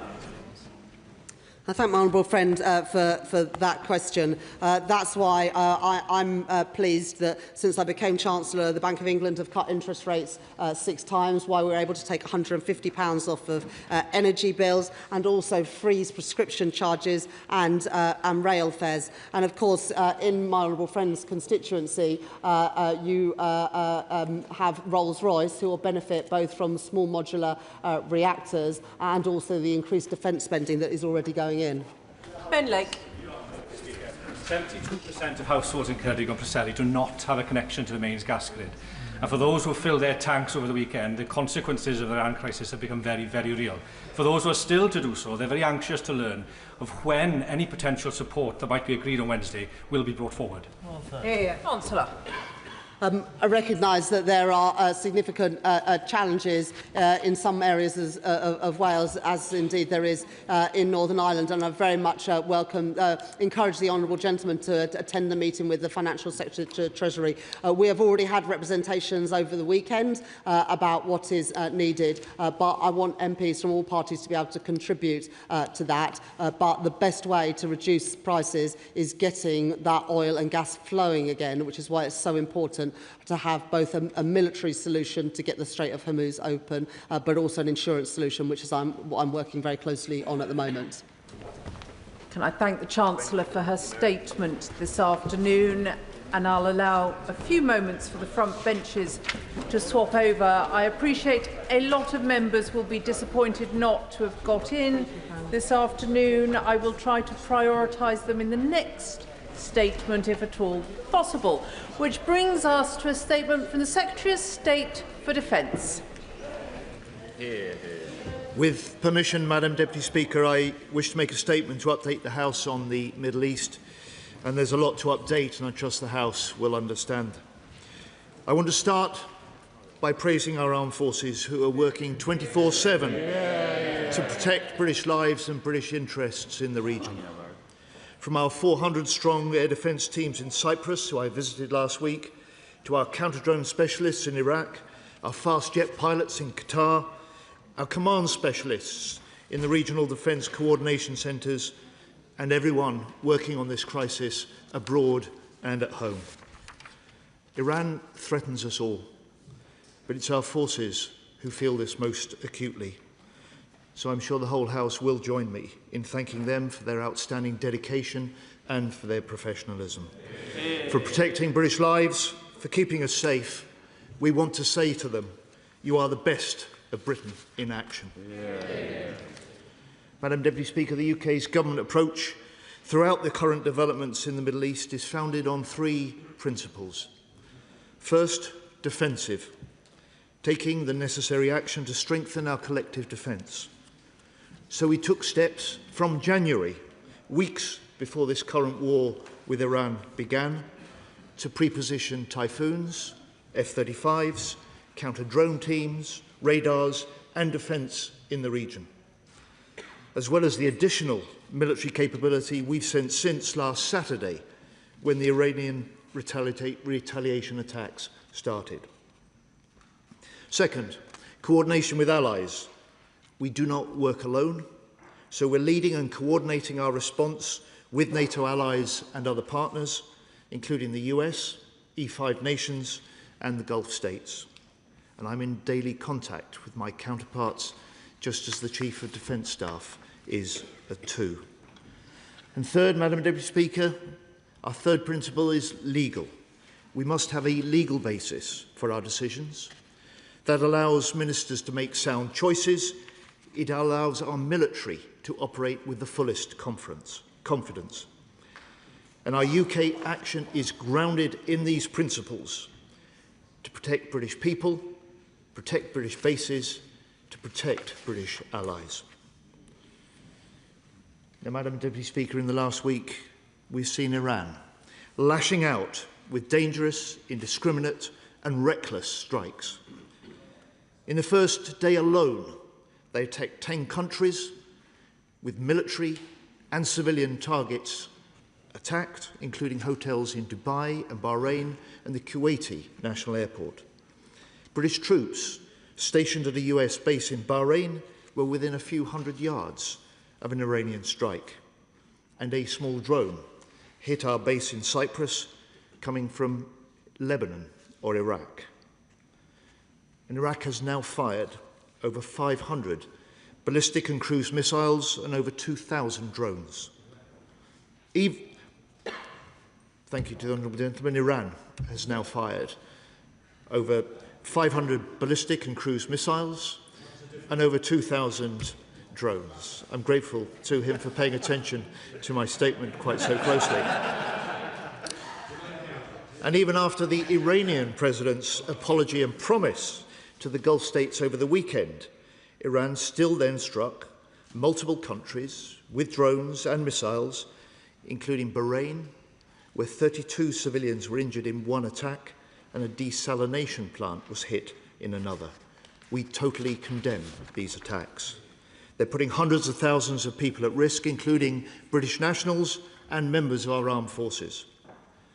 But, Madam Deputy Speaker, while Iran's current indiscriminate strikes began last Saturday, this Iranian regime has for decades been a source of evil, exporting violence across the Middle East and beyond. It supplied nearly 60,000 Shahid drones to Putin for Russia's illegal invasion of Ukraine. Here in the UK, they conduct aggressive cyber attacks against us and have plotted assassination on Britain's streets. The Iranian regime is a destructive force which has slaughtered protesters in its own streets and inflicts terrible suffering, especially against its own people. We want to see Iran stop their strikes, give up their nuclear ambitions and restart the negotiations. And as Defence Secretary, my number one priority is protecting British people, military and civilian alike. Since January, we've moved significant military assets into the region ahead of those first US-Israeli strikes. And those preparations made a real difference. It meant we've conducted defensive military operations from day one. Our F-35s destroying Iranian drones over Jordan. Our Typhoons shooting down targets heading to Qatar. Our counter-drone units defeating further attacks against coalition bases in Iraq. We acted early to protect British people and British interests and to support our allies. And as the Iranian response became clear from last weekend, we adapted our actions to the changing circumstances, driven at all times by military advice. So that's why we agreed a new US request for the use of British bases at RAF Fairford and Diego Garcia last Sunday. And that's why I committed further resources to the region last week, including 4 extra Typhoons, 3 Wildcat helicopters, a Merlin helicopter and HMS Dragon. And I can confirm today that Dragon will set sail in the next couple of days. And I want to personally thank all those who are working tirelessly, some 22 hours a day, to get that ship ready. Yeah. HMS Dragon will join US air defence destroyers to provide additional protection in the eastern Mediterranean. And Madam Deputy Speaker, let me also provide the House with the following operational update from last night. The UK is now conducting defensive air sorties in support of the UAE. Typhoons successfully took out 2 drones, one over Jordan, the second heading to Bahrain. The third Wildcat has now arrived in Cyprus, and we've now deployed additional RAF operations experts in more than 5 countries in the region, helping coordinate regional military and civilian airspace. And the fragments of that drone that hit Akrotiri are being analysed for foreign military hardware by our experts at DSTL. British pilots have now racked up over 230 flying hours. We have 8 jets in Qatar, including our joint Qatari-British squadron, who are flying in support of regional allies, and we have more jets in Cyprus than any other nation. And I visited our 400-strong air defence teams at our base in Cyprus on Thursday last week. They're there in addition to the 4,000 personnel regularly stationed on the island. I was subjected to the daily air sirens that they face. I saw the impact that Iranian proxy drone had caused, and I asked the Commander of British Forces, General Tom Buick, "Do you need anything more from us back in Britain?" And he said to me, "No, I've been given everything I have asked for." The UK is leading this response to Iranian threats in close coordination with our allies. And Cyprus's head of the National Guard told me last week, our military cooperation has never been closer. And our support is backed up by our NATO allies, including the US, France, Greece and Germany, something I discussed with E5 defence ministers last week. And I can also confirm to the House that having given the US the go-ahead to use British bases for specific defensive operations into Iran last Sunday, the first US bomber landed at RAF Fairford on Friday. And as the Prime Minister has set out, this activity is part of, I quote, the collective self-defence of long-standing friends and allies and protecting British lives. It is in accordance with international law. These missions are to destroy Iranian missiles at source. And Madam Deputy Speaker, we are deeply concerned about escalation in Lebanon. Hezbollah is a dangerous terror organisation tied to the regime in Iran. It must cease these attacks against Israel. But we do not want to see Israel expand this conflict further into Lebanon. More than 400 have already been killed and 500,000 displaced by recent Israeli operations. The solution to these problems, to this conflict, must be guided by the Lebanese people and the Lebanese government. And we urge de-escalation and the return to a negotiated process. Now, I know, moving beyond defence, that many of us as MPs have constituents with friends and family that are caught in the region, worried for the safety of their loved ones. And my right honourable friend, the Foreign Secretary, and the FCDO teams are working as fast as possible to get our people out of the region. 3 chartered flights have now taken off, with more to come this week. More than 170,000 people have registered their presence, which has allowed us to get them information and support and advice that they need.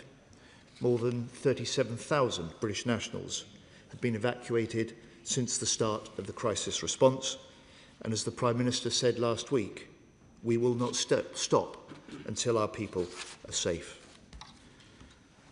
Madam Deputy Speaker, these are deeply uncertain times. While we deal with the immediate crisis in the Middle East, we must also maintain our strong support for Ukraine, deter increasing threats in the High North, fulfil our NATO commitments, and ensure our homeland is protected.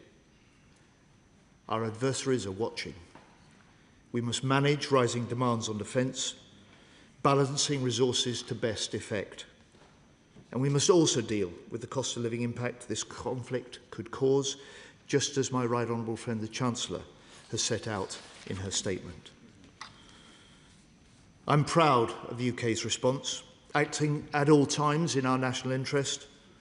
We will defend our allies, we will support our armed forces, we will do everything necessary to protect British lives and British interests, to make Britain secure at home and strong abroad. I commend Shadow Secretary of State, James. Thank you, Madam Deputy Speaker, and can I thank the Secretary of State for advance sight of his statement and the briefing I received from his officials this morning.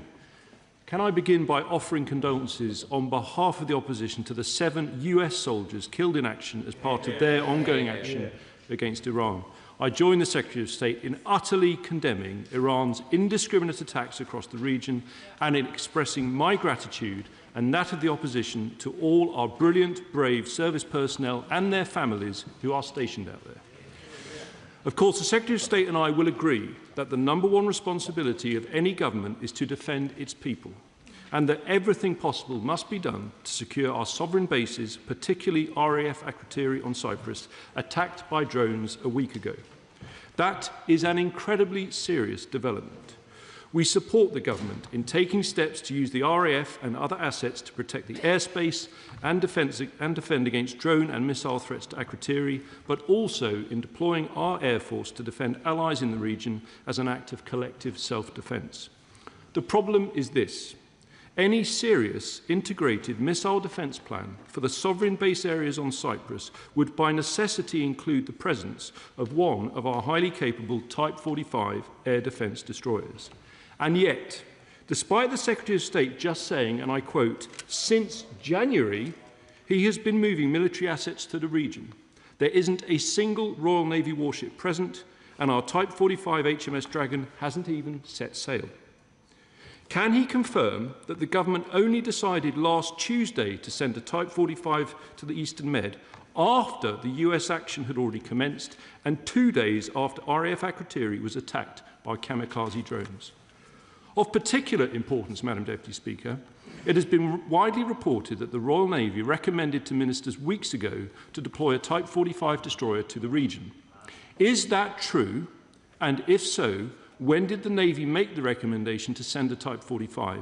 And which minister took the decision to decline that advice from the Royal Navy and instead choose not to send a destroyer? Who? Most importantly, why was the decision taken not to send a Type 45 until attacks had already taken place against our base on Cyprus? And can the Secretary of State tell us on what date he expects HMS Dragon to be in position to provide air defence in the region? And furthermore, given the Chancellor's promise in her statement just now to reopen the Straits of Hormuz and France's pledge to provide escort ships, what other Royal Naval assets will we be sending to assist? This is the big one. Madam Deputy Speaker, it was on the 19th of February that the BBC reported that the United Kingdom would not allow the United States to use its bases to launch an attack on Iran. We know that 3 US Arleigh Burke destroyers, their equivalent of the Type 45, have for days been based in the Mediterranean, providing Cyprus with defence against ballistic missiles. Doesn't this mean that until the Prime Minister's U-turn a week ago, that this Labour government were displaying the most extraordinary double standards to our closest military ally, on the one hand denying the US the use of our bases, whilst on the other relying on them to protect ours? Exactly. One of the bases in question is Diego Garcia, Madam Deputy Speaker, absolutely critical for launching US heavy bombers. Now, it's bad enough for the Prime Minister to be U-turning over permission to use Diego Garcia whilst it is still our sovereign territory.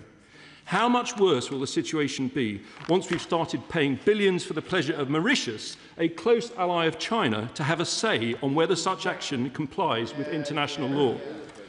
So isn't it the case that when it comes to the Prime Minister's next and 17th U-turn, the best thing he could do is to scrap his crazy Chagos deal and spend every penny on the British Armed Forces?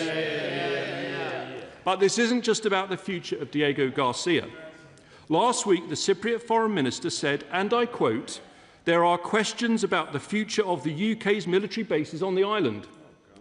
Isn't the reality that Greece, France and Spain are all sending ships, and that Labour's failure to deploy the Royal Navy to the Eastern Mediterranean has completely undermined our international standing, not just in the eyes of our many allies in the Middle East, but also in the eyes of those who can now exploit such weakness? So can the Secretary of State give his cast-iron guarantee that UK sovereignty of our bases on Cyprus is not up for negotiation? Madam Deputy Speaker, of course, it's not just HMS Dragon that everyone is waiting for.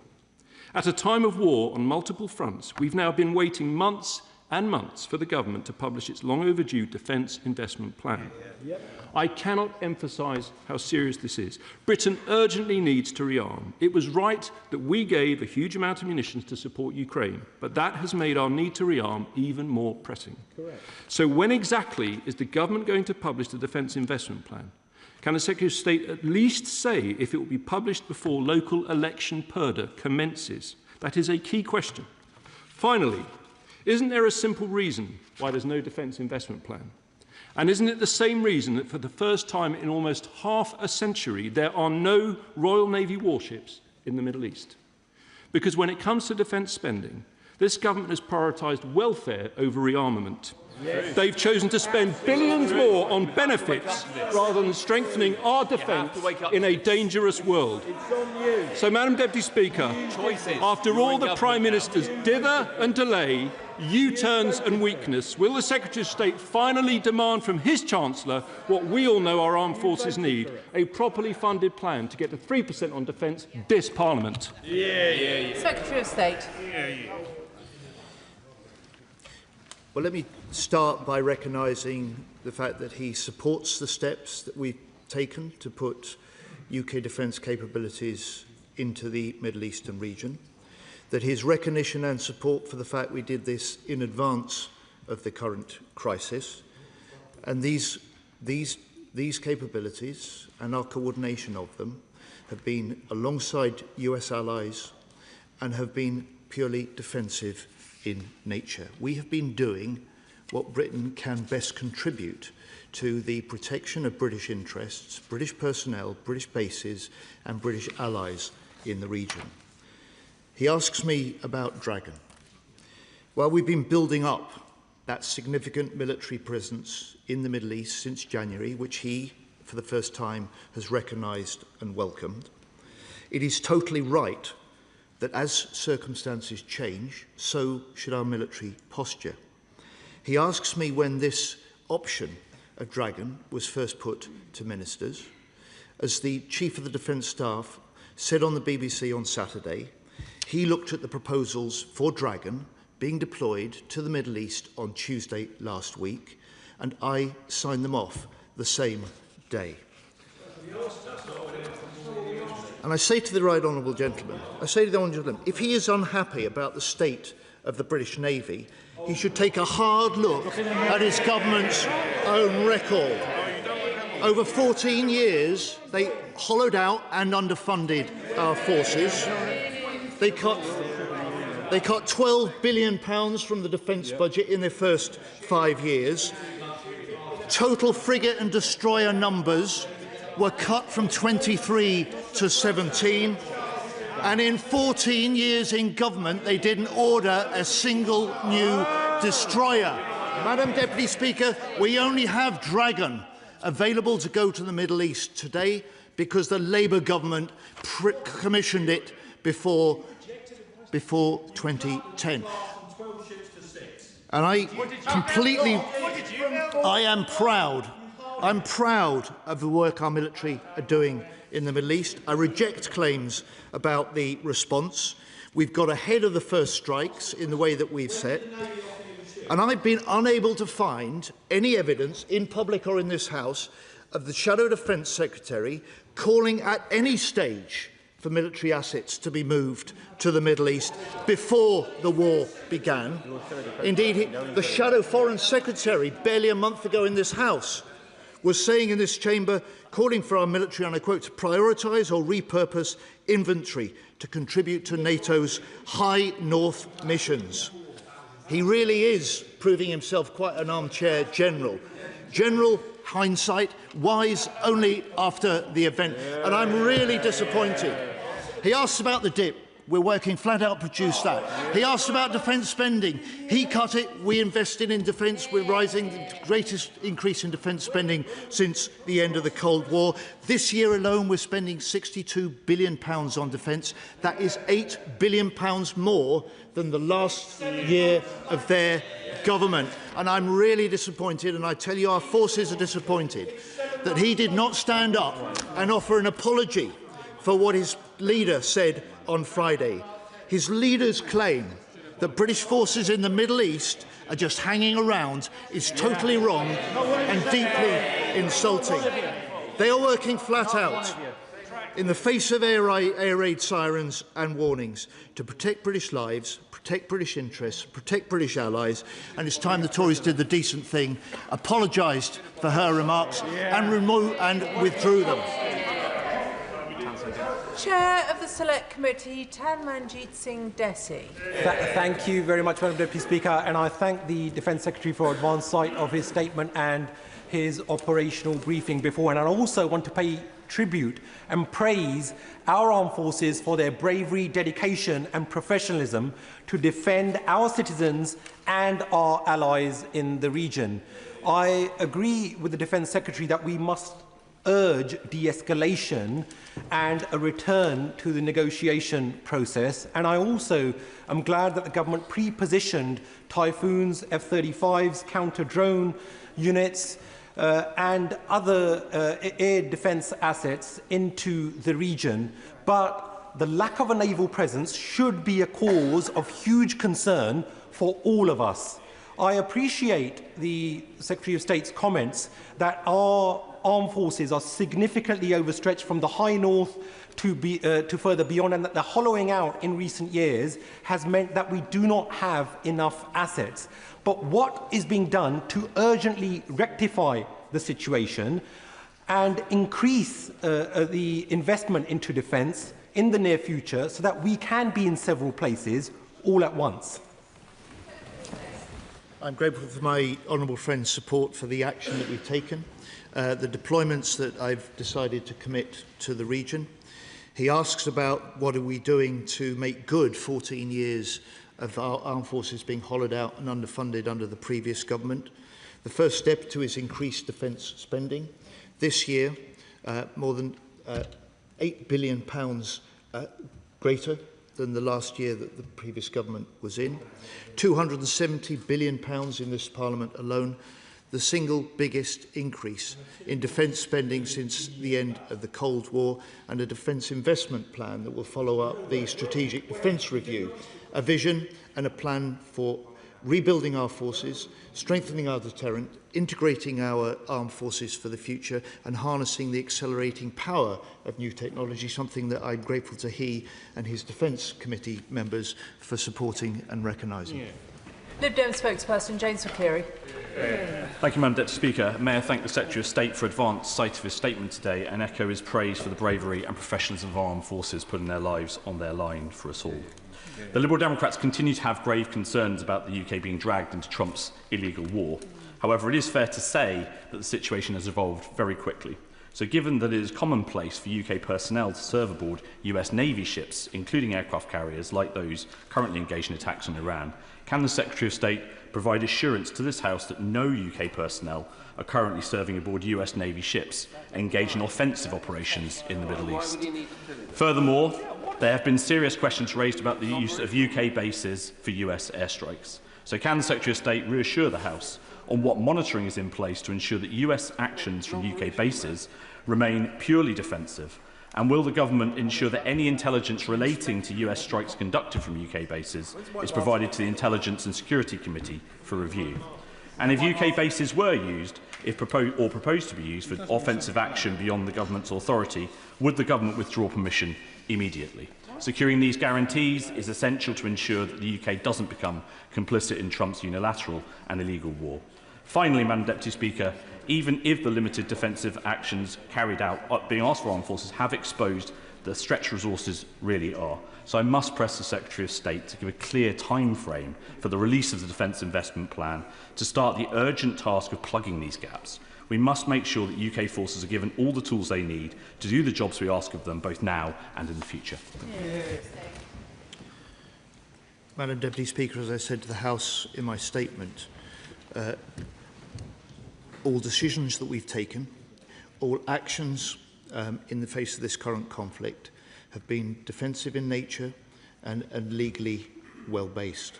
That gives a sound foundation for ministers' decisions. It gives the forces personnel the fullest confidence in the actions they're taking. That is true of those that we've got deployed in the region. It will be true of those that we have embedded, I'm proud to say, in the US forces around the world. And I'm proud, Madam Deputy Speaker, that our US-UK relationship remains deep and close, and that we continue to do things together that no other nations will do. Emma Lewell. Thank you very much, Madam Deputy Speaker. The Secretary of State is right that our armed forces are the very best of us. Australian and British media are reporting that HMS Anson has departed Western Australia ahead of schedule. Can my right honourable friend indicate whether HMS Anson will play a role in defending British interests in the region on her voyage home? Madam Deputy Speaker, there are certain things that I will not and cannot disclose publicly, and the operations of our submarines fall into that category. My honourable friend is a long-standing member of the Defence Select Committee. I know she will understand the sensitivity and the potency of our submarine fleet. I know she asks the question, but she cannot realistically and reasonably expect the answer, and I know she knows that. Lincoln Jopp. Thank you, Madam Deputy Speaker. Can I thank the Secretary of State for his statement? At that dispatch box about half an hour ago, perhaps unwisely, the Chancellor of the Exchequer delved into the world of military strategy, and she said a couple of things which were slightly alarming.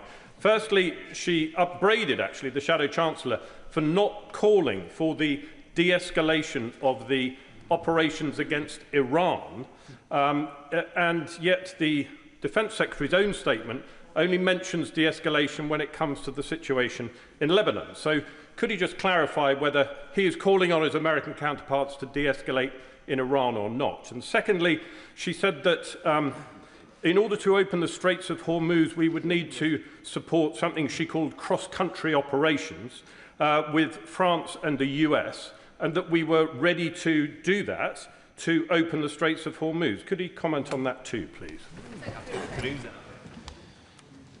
Madam Deputy Speaker, we as the UK Government are urging Iran to de-escalate. We are deeply concerned about regional stability, and part of the reason for our coordinated defensive actions, the contribution that we're making in the regional coordination centres, but also with our jets flying in defence of Middle Eastern allies is to reinforce regional security and stability. Now, my honourable friend, the Chancellor, made an important statement this afternoon and included the commitment that she can confirm she'd approved for the Ministry of Defence access to the Special Reserve to deploy additional capabilities as they're needed to the Middle East. I'm sure the House will welcome that, as they will welcome the fact that she said, I'm committed to giving our military the resources they need. Fred Thomas. Thank you, Madam Deputy Speaker, and I strongly welcome my right honourable friend's leadership at this time. One of the defining characteristics of the UK's response to the crisis when Russia full-scale invaded Ukraine in 2022 was the political unity that this party offered our country in that response. So does my right honourable friend find it extremely disappointing to find the Leader of the Opposition saying that our military are hanging around when they are putting themselves in harm's way to defend our interests abroad? And does he expect, like I do, the opposition Secretary of State to perhaps apologise for that really disappointing, cheap political point scoring?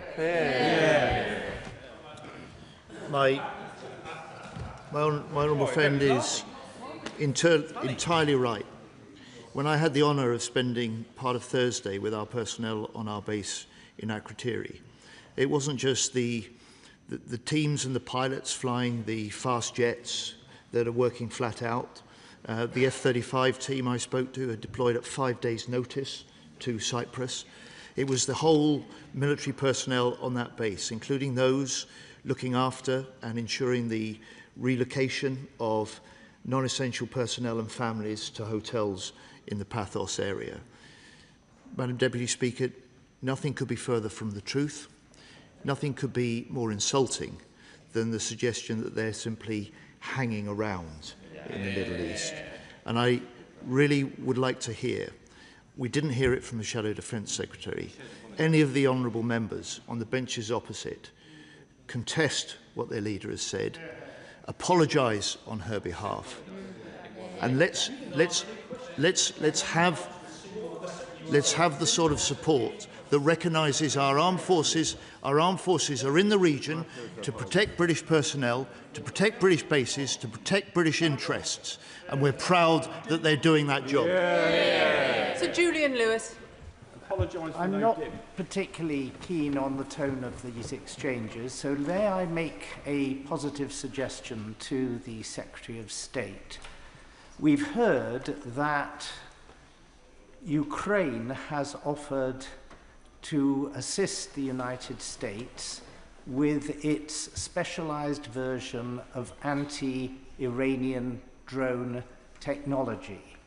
Yep. These weapons for bringing down Iranian drones are much cheaper than the drones themselves, whereas the weapons which the Americans and ourselves generally use are much more expensive. Given the difficult relationship between Zelensky and Trump, does the Secretary of State agree that there is a role here for Britain, with its high standing in Ukraine, to see if we can't make a start by acquiring from Ukraine some of these weapons, which we can use in defence of our own bases, and which may then pave the way for a deal between Trump and Zelensky for the wider benefit of the whole theatre? Madam Deputy Speaker, if we take this one step at a time, and I appreciate the right honourable gentleman's suggestion and the tone in which he offers his thoughts. First of all, he, like I, will welcome President Zelensky's declaration that Ukraine stands ready and is offering their experience and their expertise to Gulf states facing many of the same Shahid Iranian drones. We are playing our part. We have the Defence Special Advisor for the Middle East at the moment doing a series of visits to 9 Gulf countries with a team that includes British experts in the Ukrainian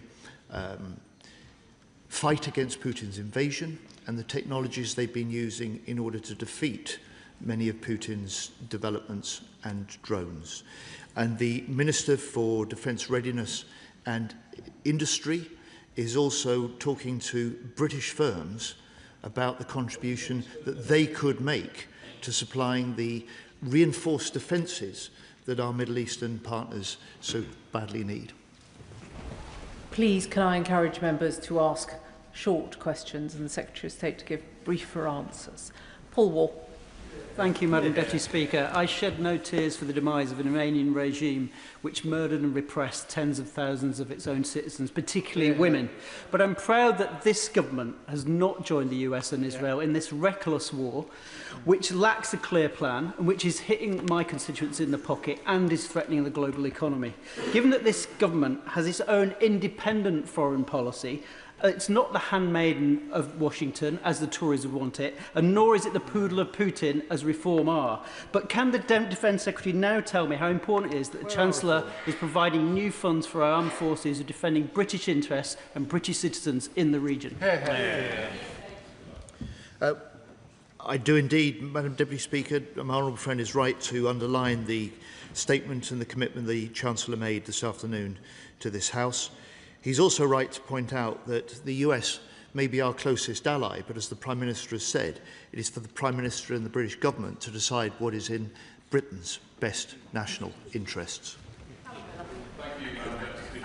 thank the Secretary of State for his statement. I listened very carefully to what he had to say about the authorisation of the US using UK bases and his confirmation that there are UK personnel embedded with US operations in the region.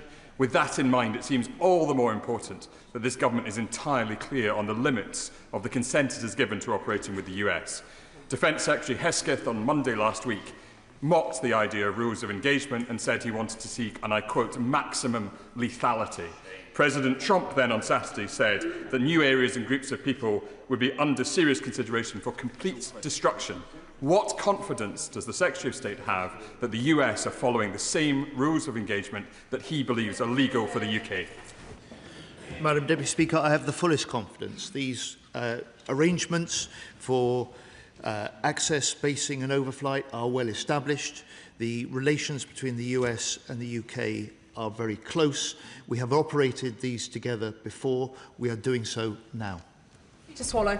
Thank you, Madam Deputy Speaker. Can I thank the Defence Secretary for all that he is doing to support our troops in the region and protect British citizens. It is clear that a long conflict would pose real risks not only to them but also to energy prices and the cost of living here in the UK.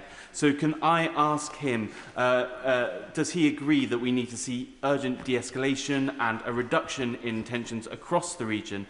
And does he share my concern that the Conservatives and Reform would see us dragged into a conflict that can have such devastating consequences for British lives and livelihoods? Madam Deputy Speaker, my honourable friend makes important points, and when the first concern of this government, and I welcome his support for this, is the protection of British personnel, British citizens in the wider Middle East, our bases and our allies. I know he will support the action that we've taken, both before this current conflict broke out and in the week or so since. Thank you. Dr. Andrew Murison. Thank you, Madam Deputy Speaker. Isn't the problem here not our military capability?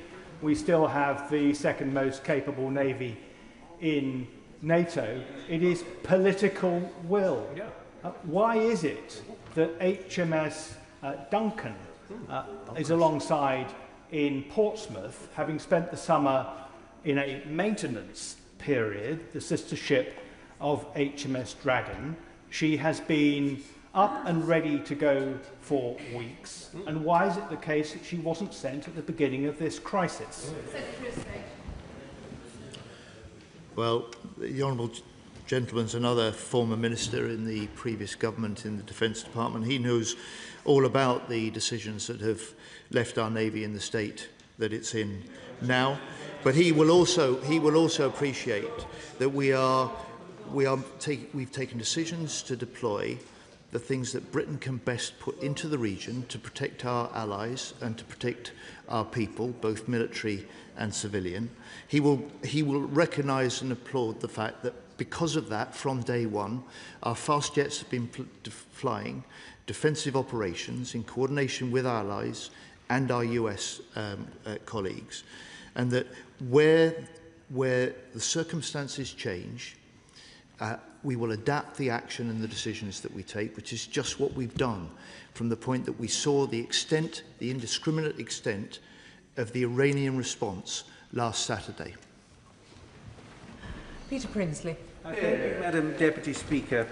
Iran has a network of proxies and lone actors who threaten security here at home. Will the Minister join me in thanking all the volunteers of the Community Security Trust who protect our Jewish places of worship and schools? Never have they been more crucial. I will indeed. My honourable friend is right. The Community Security Trust does extraordinary work in very difficult times and is responding to deep unease and deep concern and in some cases serious fears amongst the Jewish community in this country. Sir Roger Gale. Thank you, Madam Deputy Speaker. May I first say that I don't know of anybody on these benches that would not wish to associate themselves with the Secretary of State's praise for the courage and determination of our armed services, both worldwide and particularly in Cyprus. I have to declare an interest, Madam Deputy Speaker, as you know, as an honorary citizen of Cyprus. The Republic of Cyprus has maintained a principled neutrality, and that has served British nationals and others well over many years. Akrotiri is based exactly almost between Paphos and Larnaca. It's a very difficult situation for the Secretary of State to square. Could he tell the House what steps will be taken to protect those many British nationals resident in Cyprus and those many other British visitors who hitherto have gone to the island for their holidays? I'm grateful to the honourable gentleman's remarks about our armed forces, and I will ensure that those are passed on. I hadn't realised he was an honorary citizen of Cyprus, and I hope he will appreciate in my statement I confirmed that the head of the National Guard confirms that cooperation between our militaries has never been closer, and I hope he'll appreciate that the defensive capabilities and activities that we are running from Akrotiri are part not just of defending our base, but defending our people right across Cyprus and the island of Cyprus itself. And from that island, we can also and are help defend regional allies. Alex Baker. Thank you, Madam Deputy Speaker.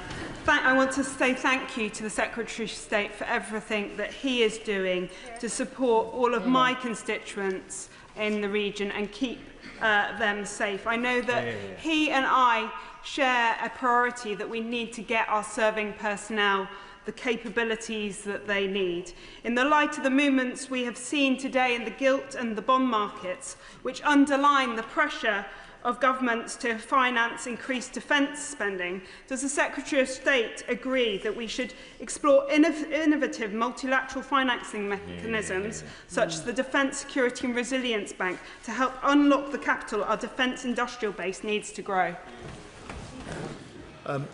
I do, and we are. And my honourable friend will also have noted the Prime Minister's important speech in the Munich Security Conference a couple of weeks ago, when he recognised in this new era of threats that we face, this is now an era of hard power, and that he has recognised the need to spend more and faster on defence. Stuart Anderson. Thank you, Madam Deputy Speaker. I visited the UK-US Bahrain base at the end of last year, and on the 5th of January this year in the Venezuela statement, I said that we were exposed in Bahrain with the naval assets. The Secretary of State has rightly said from the January they've ramped up the UK presence over there.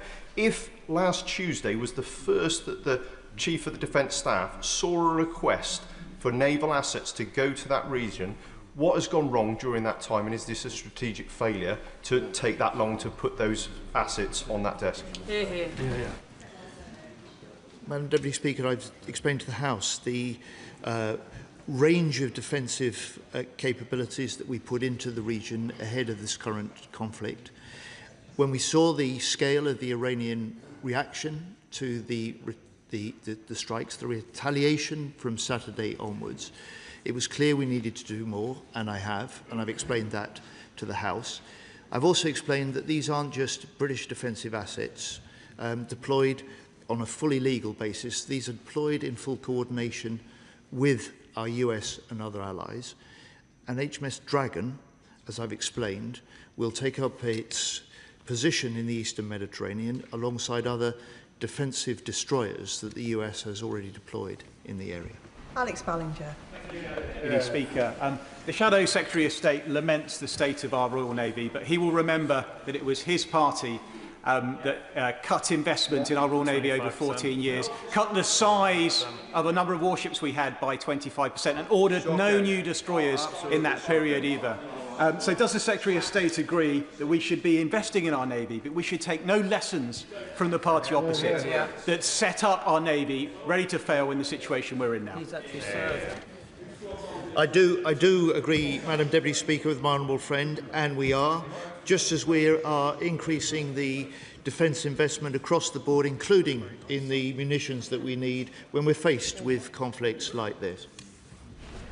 Members will have noticed that there's still a lot of people on their feet. I'm aiming to finish this statement around 1:15. I call Richard Ford. Thank you, Madam Deputy Speaker. The Secretary of State made the distinction between permitting the use of British bases for offensive and defensive action. I understand the need to protect and defend British citizens in the Middle East. But can the Secretary of State explain how he is seeking to maintain this distinction between offensive and defensive action, given it would require a degree of control over US military activity that the British government may not possess? Well, the honourable gentleman is a military man by experience. He will understand the nature of the agreements, the requests that nations make of each other, the agreements that they put in place and how those work. Access, basing, overflights, which is exactly the request that we had when it was clear the Iranian response to the first wave of attacks took us into a new phase. That was a request from the US that we allow US bombers to operate from Fairford and Diego Garcia for specific defensive purposes, and that is to take out the Iranian missile positions, and that's what they are doing. Calvin Bailey. Thank you, Madam Deputy Speaker. It was a Conservative 2010 Strategic Defence and Security Review and subsequent basing review that took the Royal Navy's repair facilities from 3 to 1, an utterly reckless decision that was made worse when you knew of the power plant problems for Type 45, which you created an internal competition for the limited resource, Madam Deputy Speaker, that they created for the Royal Navy. Does the Secretary of State agree with me that it was both reckless Tory risk-taking which left the Royal Navy in this precarious situation? Questions have to be shorter. Secretary of State. I do agree with my honourable friend, Madam Deputy Speaker. He speaks with the authority of someone who was serving at the time in 2010, when in that first year they cut £2 billion from the defence budget, and in those first 5 years they cut £12 billion from defence. They underfunded and hollowed out our armed forces over 14 years. Ben Obsujective. The appointment of HMS Dragon means that we've left a gap in our commitment to be the flagship of the NATO Standing Naval Maritime Group 1 commitment. HMS Duncan's already tasked to go on Operation Firecrest to the High North, and HMS Dauntless is still in the fleet time support period. So can the Secretary of State guarantee that we will be able to fulfil our commitment to NATO in providing the flagship role, and can he guarantee that it will be provided by a British ship? Madam Deputy Speaker, I'm not going to announce in advance the deployments that the British forces make. He's right to point to the balance of threats and responsibilities that we have to manage. We are doing that, and we will always fulfil our NATO commitments. Rachel Taylor. Thank you, Madam Deputy Speaker. And can I thank my right honourable friend for everything he's doing in Britain's national interest. But our armed forces cannot believe their ears, with the leader of the opposition saying that they're hanging around doing nothing, and the honourable member for Clacton swanning off to the States to tell Donald Trump that if he were Prime Minister, he'd blindly follow the US defence policy. Does my right honourable friend agree with me that the first duty of any Prime Minister and any Secretary of State for Defence is our national interest, the Britain's national interest, and not anything else? The first duty of any government is to defend the country, to pursue our national interest and to support our armed forces. On this occasion, we had expected and we looked for better from the Leader of the Opposition. Chard. I've only been in the House 21 years, but whenever we talk about defence and when our armed forces are in harm's way, I have to say a blame game on either side is not going to save a single life. And whilst we all want to see de-escalation, I think the government, I hope, will have learnt lessons in the last few weeks and months to prepare for escalation. So is the Defence Secretary aware of the 2024 report by the US Director of National Intelligence that underlines the stockpiles of chemical and biological weapons that Iran holds? And would he work with friends and allies in the region and with the new Syrian government to identify those stockpiles and deal with them? And finally, on Akrotiri and other bases in the region, to ensure that our armed forces personnel and their families are given the right protective CBRN kit? Madam Deputy Speaker, I am aware of the 2024 report that he cites. We are aware of those risks, and I say to the House, the Right Honourable Gentleman puts his 21 years as a member of this House to good effect in the comments that he makes this afternoon. Imran Hussain. Mr. Speaker, we should be deeply alarmed at the sight of US bomber jets arriving at UK military bases ahead of joining President Trump bombing Iran. These attacks violate international law. The suggestion that these aircraft would be used only for defensive purposes is frankly absurd. Their deployment risks dragging Britain into unlawful attacks and the loss of further civilian life. So can the Minister explain what assurances he can give this House that UK bases will not be used to facilitate further unlawful attacks and that Britain will not be dragged deeper into an illegal war that the majority of the British public do not support? British bases will be used by American aircraft for fully lawful defensive purposes spelt out in the agreement that we have with the US, and that is to destroy Iranians' missile bases that are holding such indiscriminate risk and threat to our personnel and our allies in the region. Savile Roberts. Protecting livelihoods and limiting the cost of living both depend on President Trump ending his war of choice. I doubt whether he cares a jot about the damage he's doing to our economy, but he does care about his poll numbers. Does the Secretary of State agree, therefore, that it is a matter of national security that every method is used to make clear to the President how his reputation prior to the midterms is best served by bringing this crisis to a speedy conclusion? Well, the last thing that the Honourable Lady is going to find me doing is sort of commenting on American political affairs. What she will find me doing as Defence Secretary is putting first and foremost the protection of British people, military and civilians, the protection of British bases and the protection of British allies for front and centre, and that's what I'm doing. Mohammed Yazin. Madam Deputy Speaker, US and Israeli strikes on Iran have pushed the region into deeper instability. Over thousands of civilians, including children, have been killed. Britons remain stranded, and the shock to fuel prices is already being felt at home.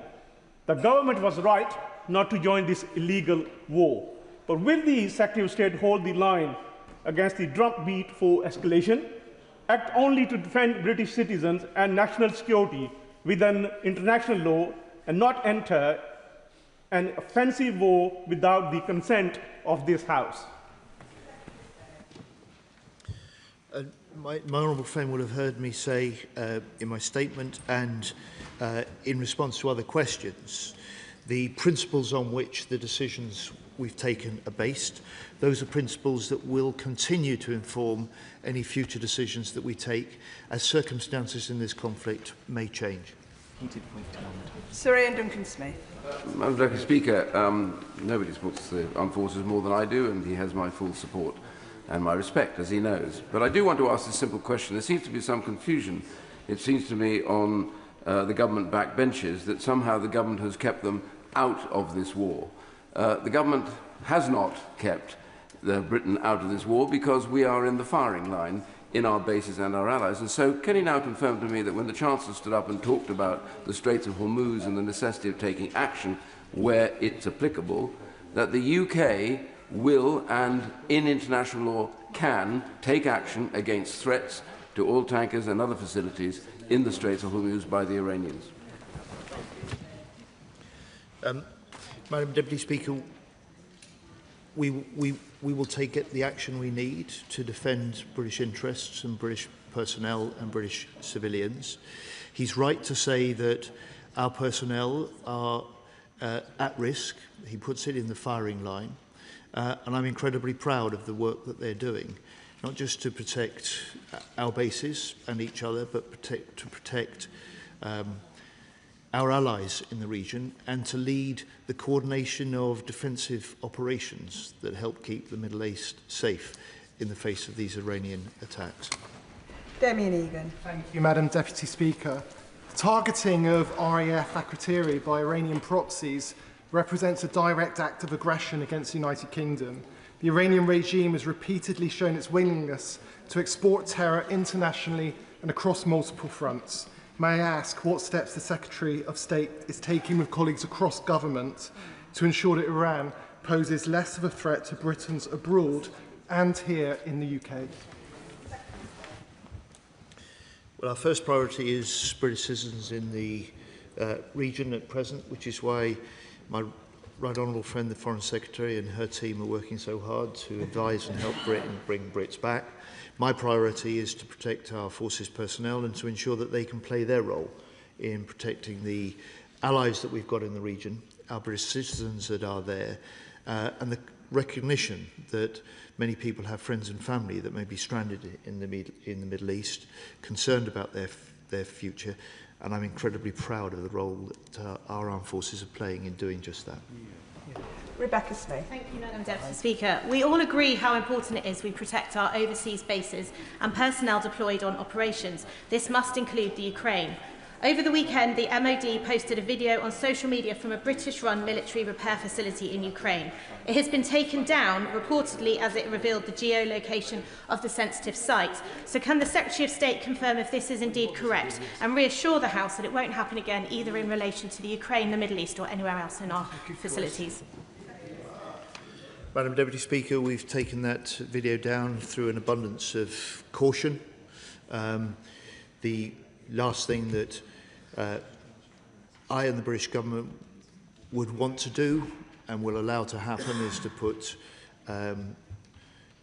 Ukrainians at risk.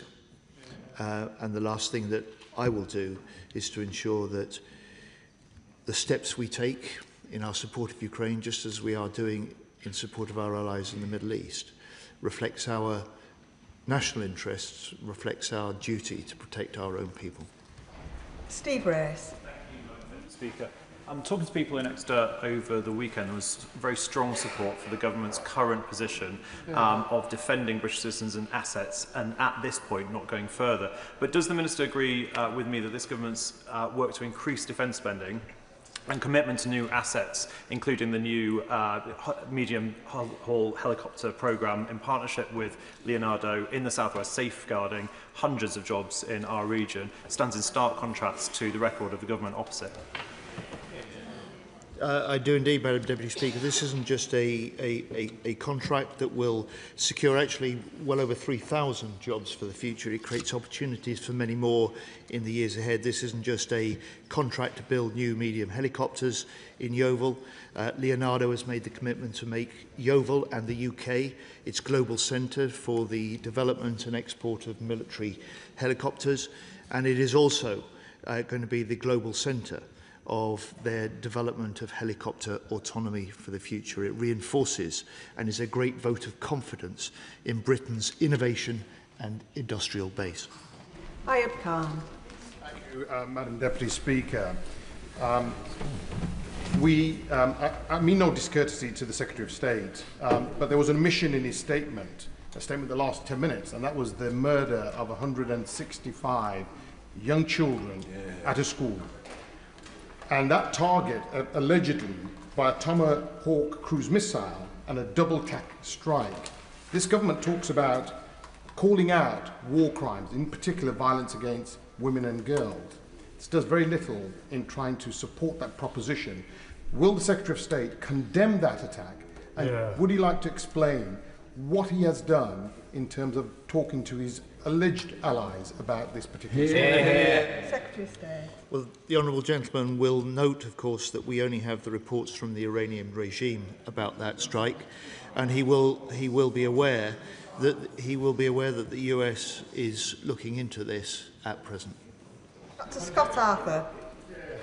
Thank you, Madam Deputy Speaker. And I do want to start by paying tribute to Edinburgh's Iranian community. Despite being concerned about their family in Iran, they've taken time in the past week to host public events which share details of Iran's rich culture and also, I have to say, the barbaric nature of its regime. But I do want to ask a question about HMS Dragon, when I think the maths is quite clear. The ship cost £1 billion. The party opposite cut the defence budget by £14 billion.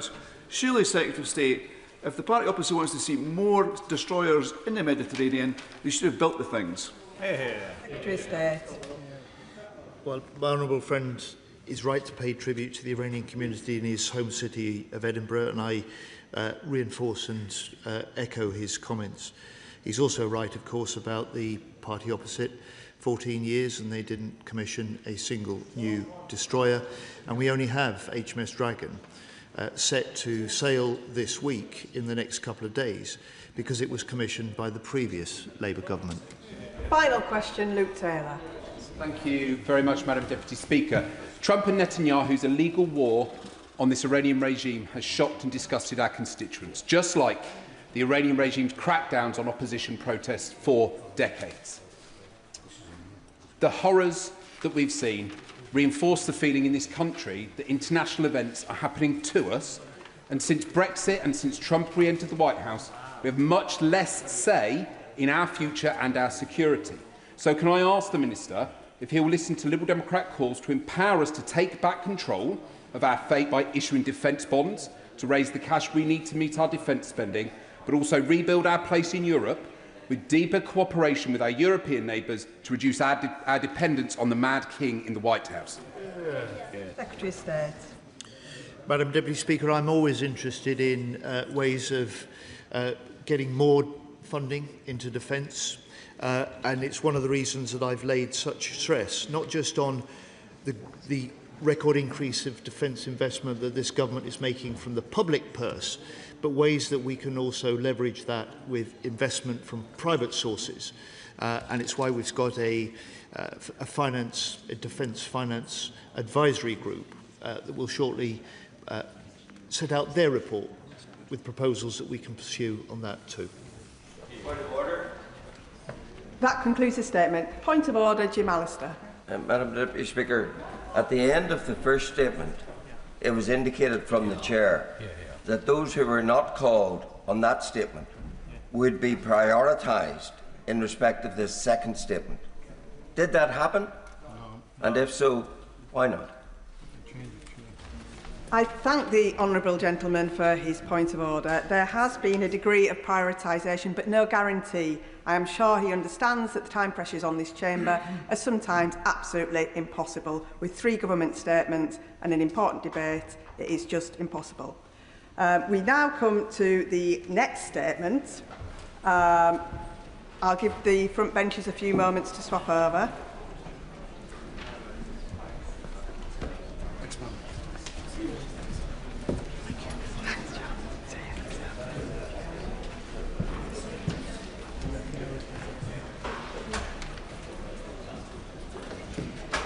We now begin the next statement. Statement, Secretary of State, Steve Reeves. Thank you, Madam Deputy Speaker. And with permission, I'll make a statement on the Government's action plan for social cohesion entitled Protecting What Matters. Britain has faced global crises at many moments in our history, and we got through them by staying strong and united.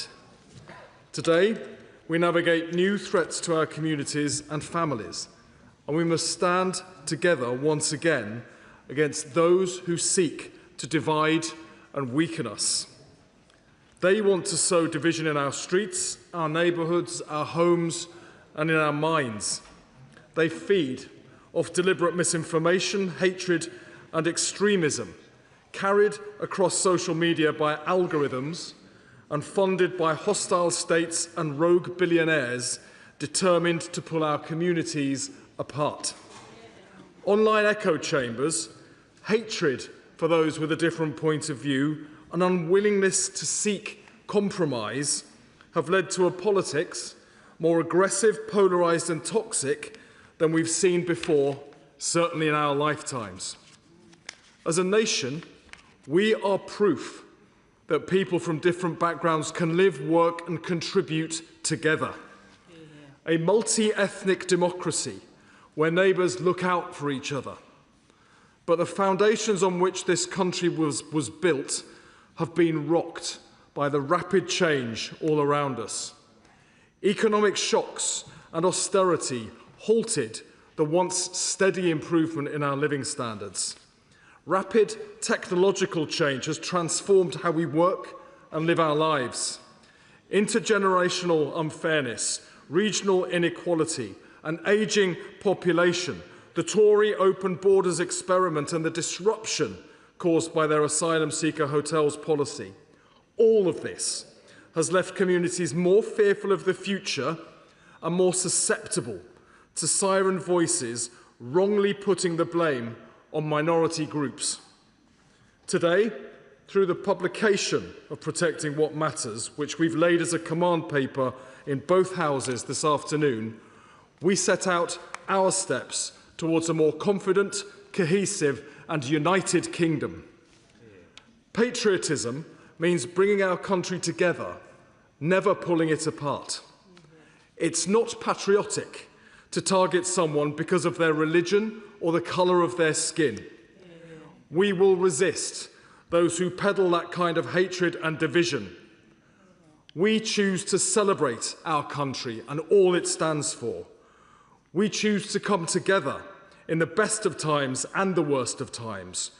We choose to take on those who seek to divide us. That is patriotism. Our action plan aims to build confident communities that have hope in the future. There is a direct link between declining high streets and a sense that the country is going backwards. People remember high streets from years gone by that were vibrant, buzzy, great places to socialise with friends and family. There's a real sense of anger as well as of loss that so many have been left boarded up and run down, covered in graffiti, full of dumped rubbish, bleak symbols of the wasted Tory years. People deserve to feel proud of their neighbourhood, and pride in place is central to our plan to make that happen. We have now committed £5.8 billion to almost 300 constituencies and begun to set up neighbourhood boards so local people can decide for themselves how that money is spent. Fair funding for councils means funding now follows deprivation for the first time in over a decade. We're offering grassroots organisations £5 million through the Common Ground Fund to tackle division in communities. We'll focus too on protecting young people from those who want to warp their minds with hatred and introduce more effective regulation of home education.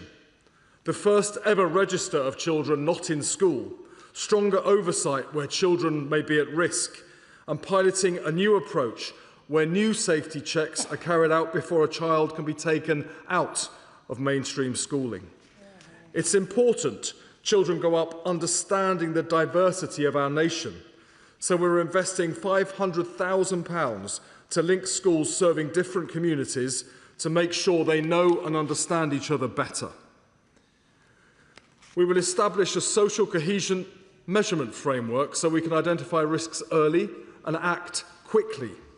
We'll set expectation on integration for new arrivals and the communities that will receive them, with a focus on learning English so people have a shared language, can participate in the local community and have respect for British values, our democracy and our way of life. We will end the Tory asylum hotels policy and shape an immigration system that is fair and transparent and works better for all communities. We will not allow hatred to distort the lives and life chances of those who are targeted. Right now, Muslim communities are facing shocking levels of abuse. Anti-Muslim hate crimes are at record levels, and they now make up almost half of all religious hate crimes, way out of proportion to the size of our Muslim population. Mosques, schools and businesses have been attacked, women harassed, families are living in fear. We have a duty to act, but you can't tackle a problem if you can't describe it. So today we are adopting a non-statutory definition of anti-Muslim hostility. This gives a clear explanation of unacceptable prejudice, discrimination and hatred targeting Muslims so we can take action to stop it. The definition safeguards our fundamental right to freedom of speech about religion in general or any religion in particular, and ensures that concerns raised in the public interest are protected.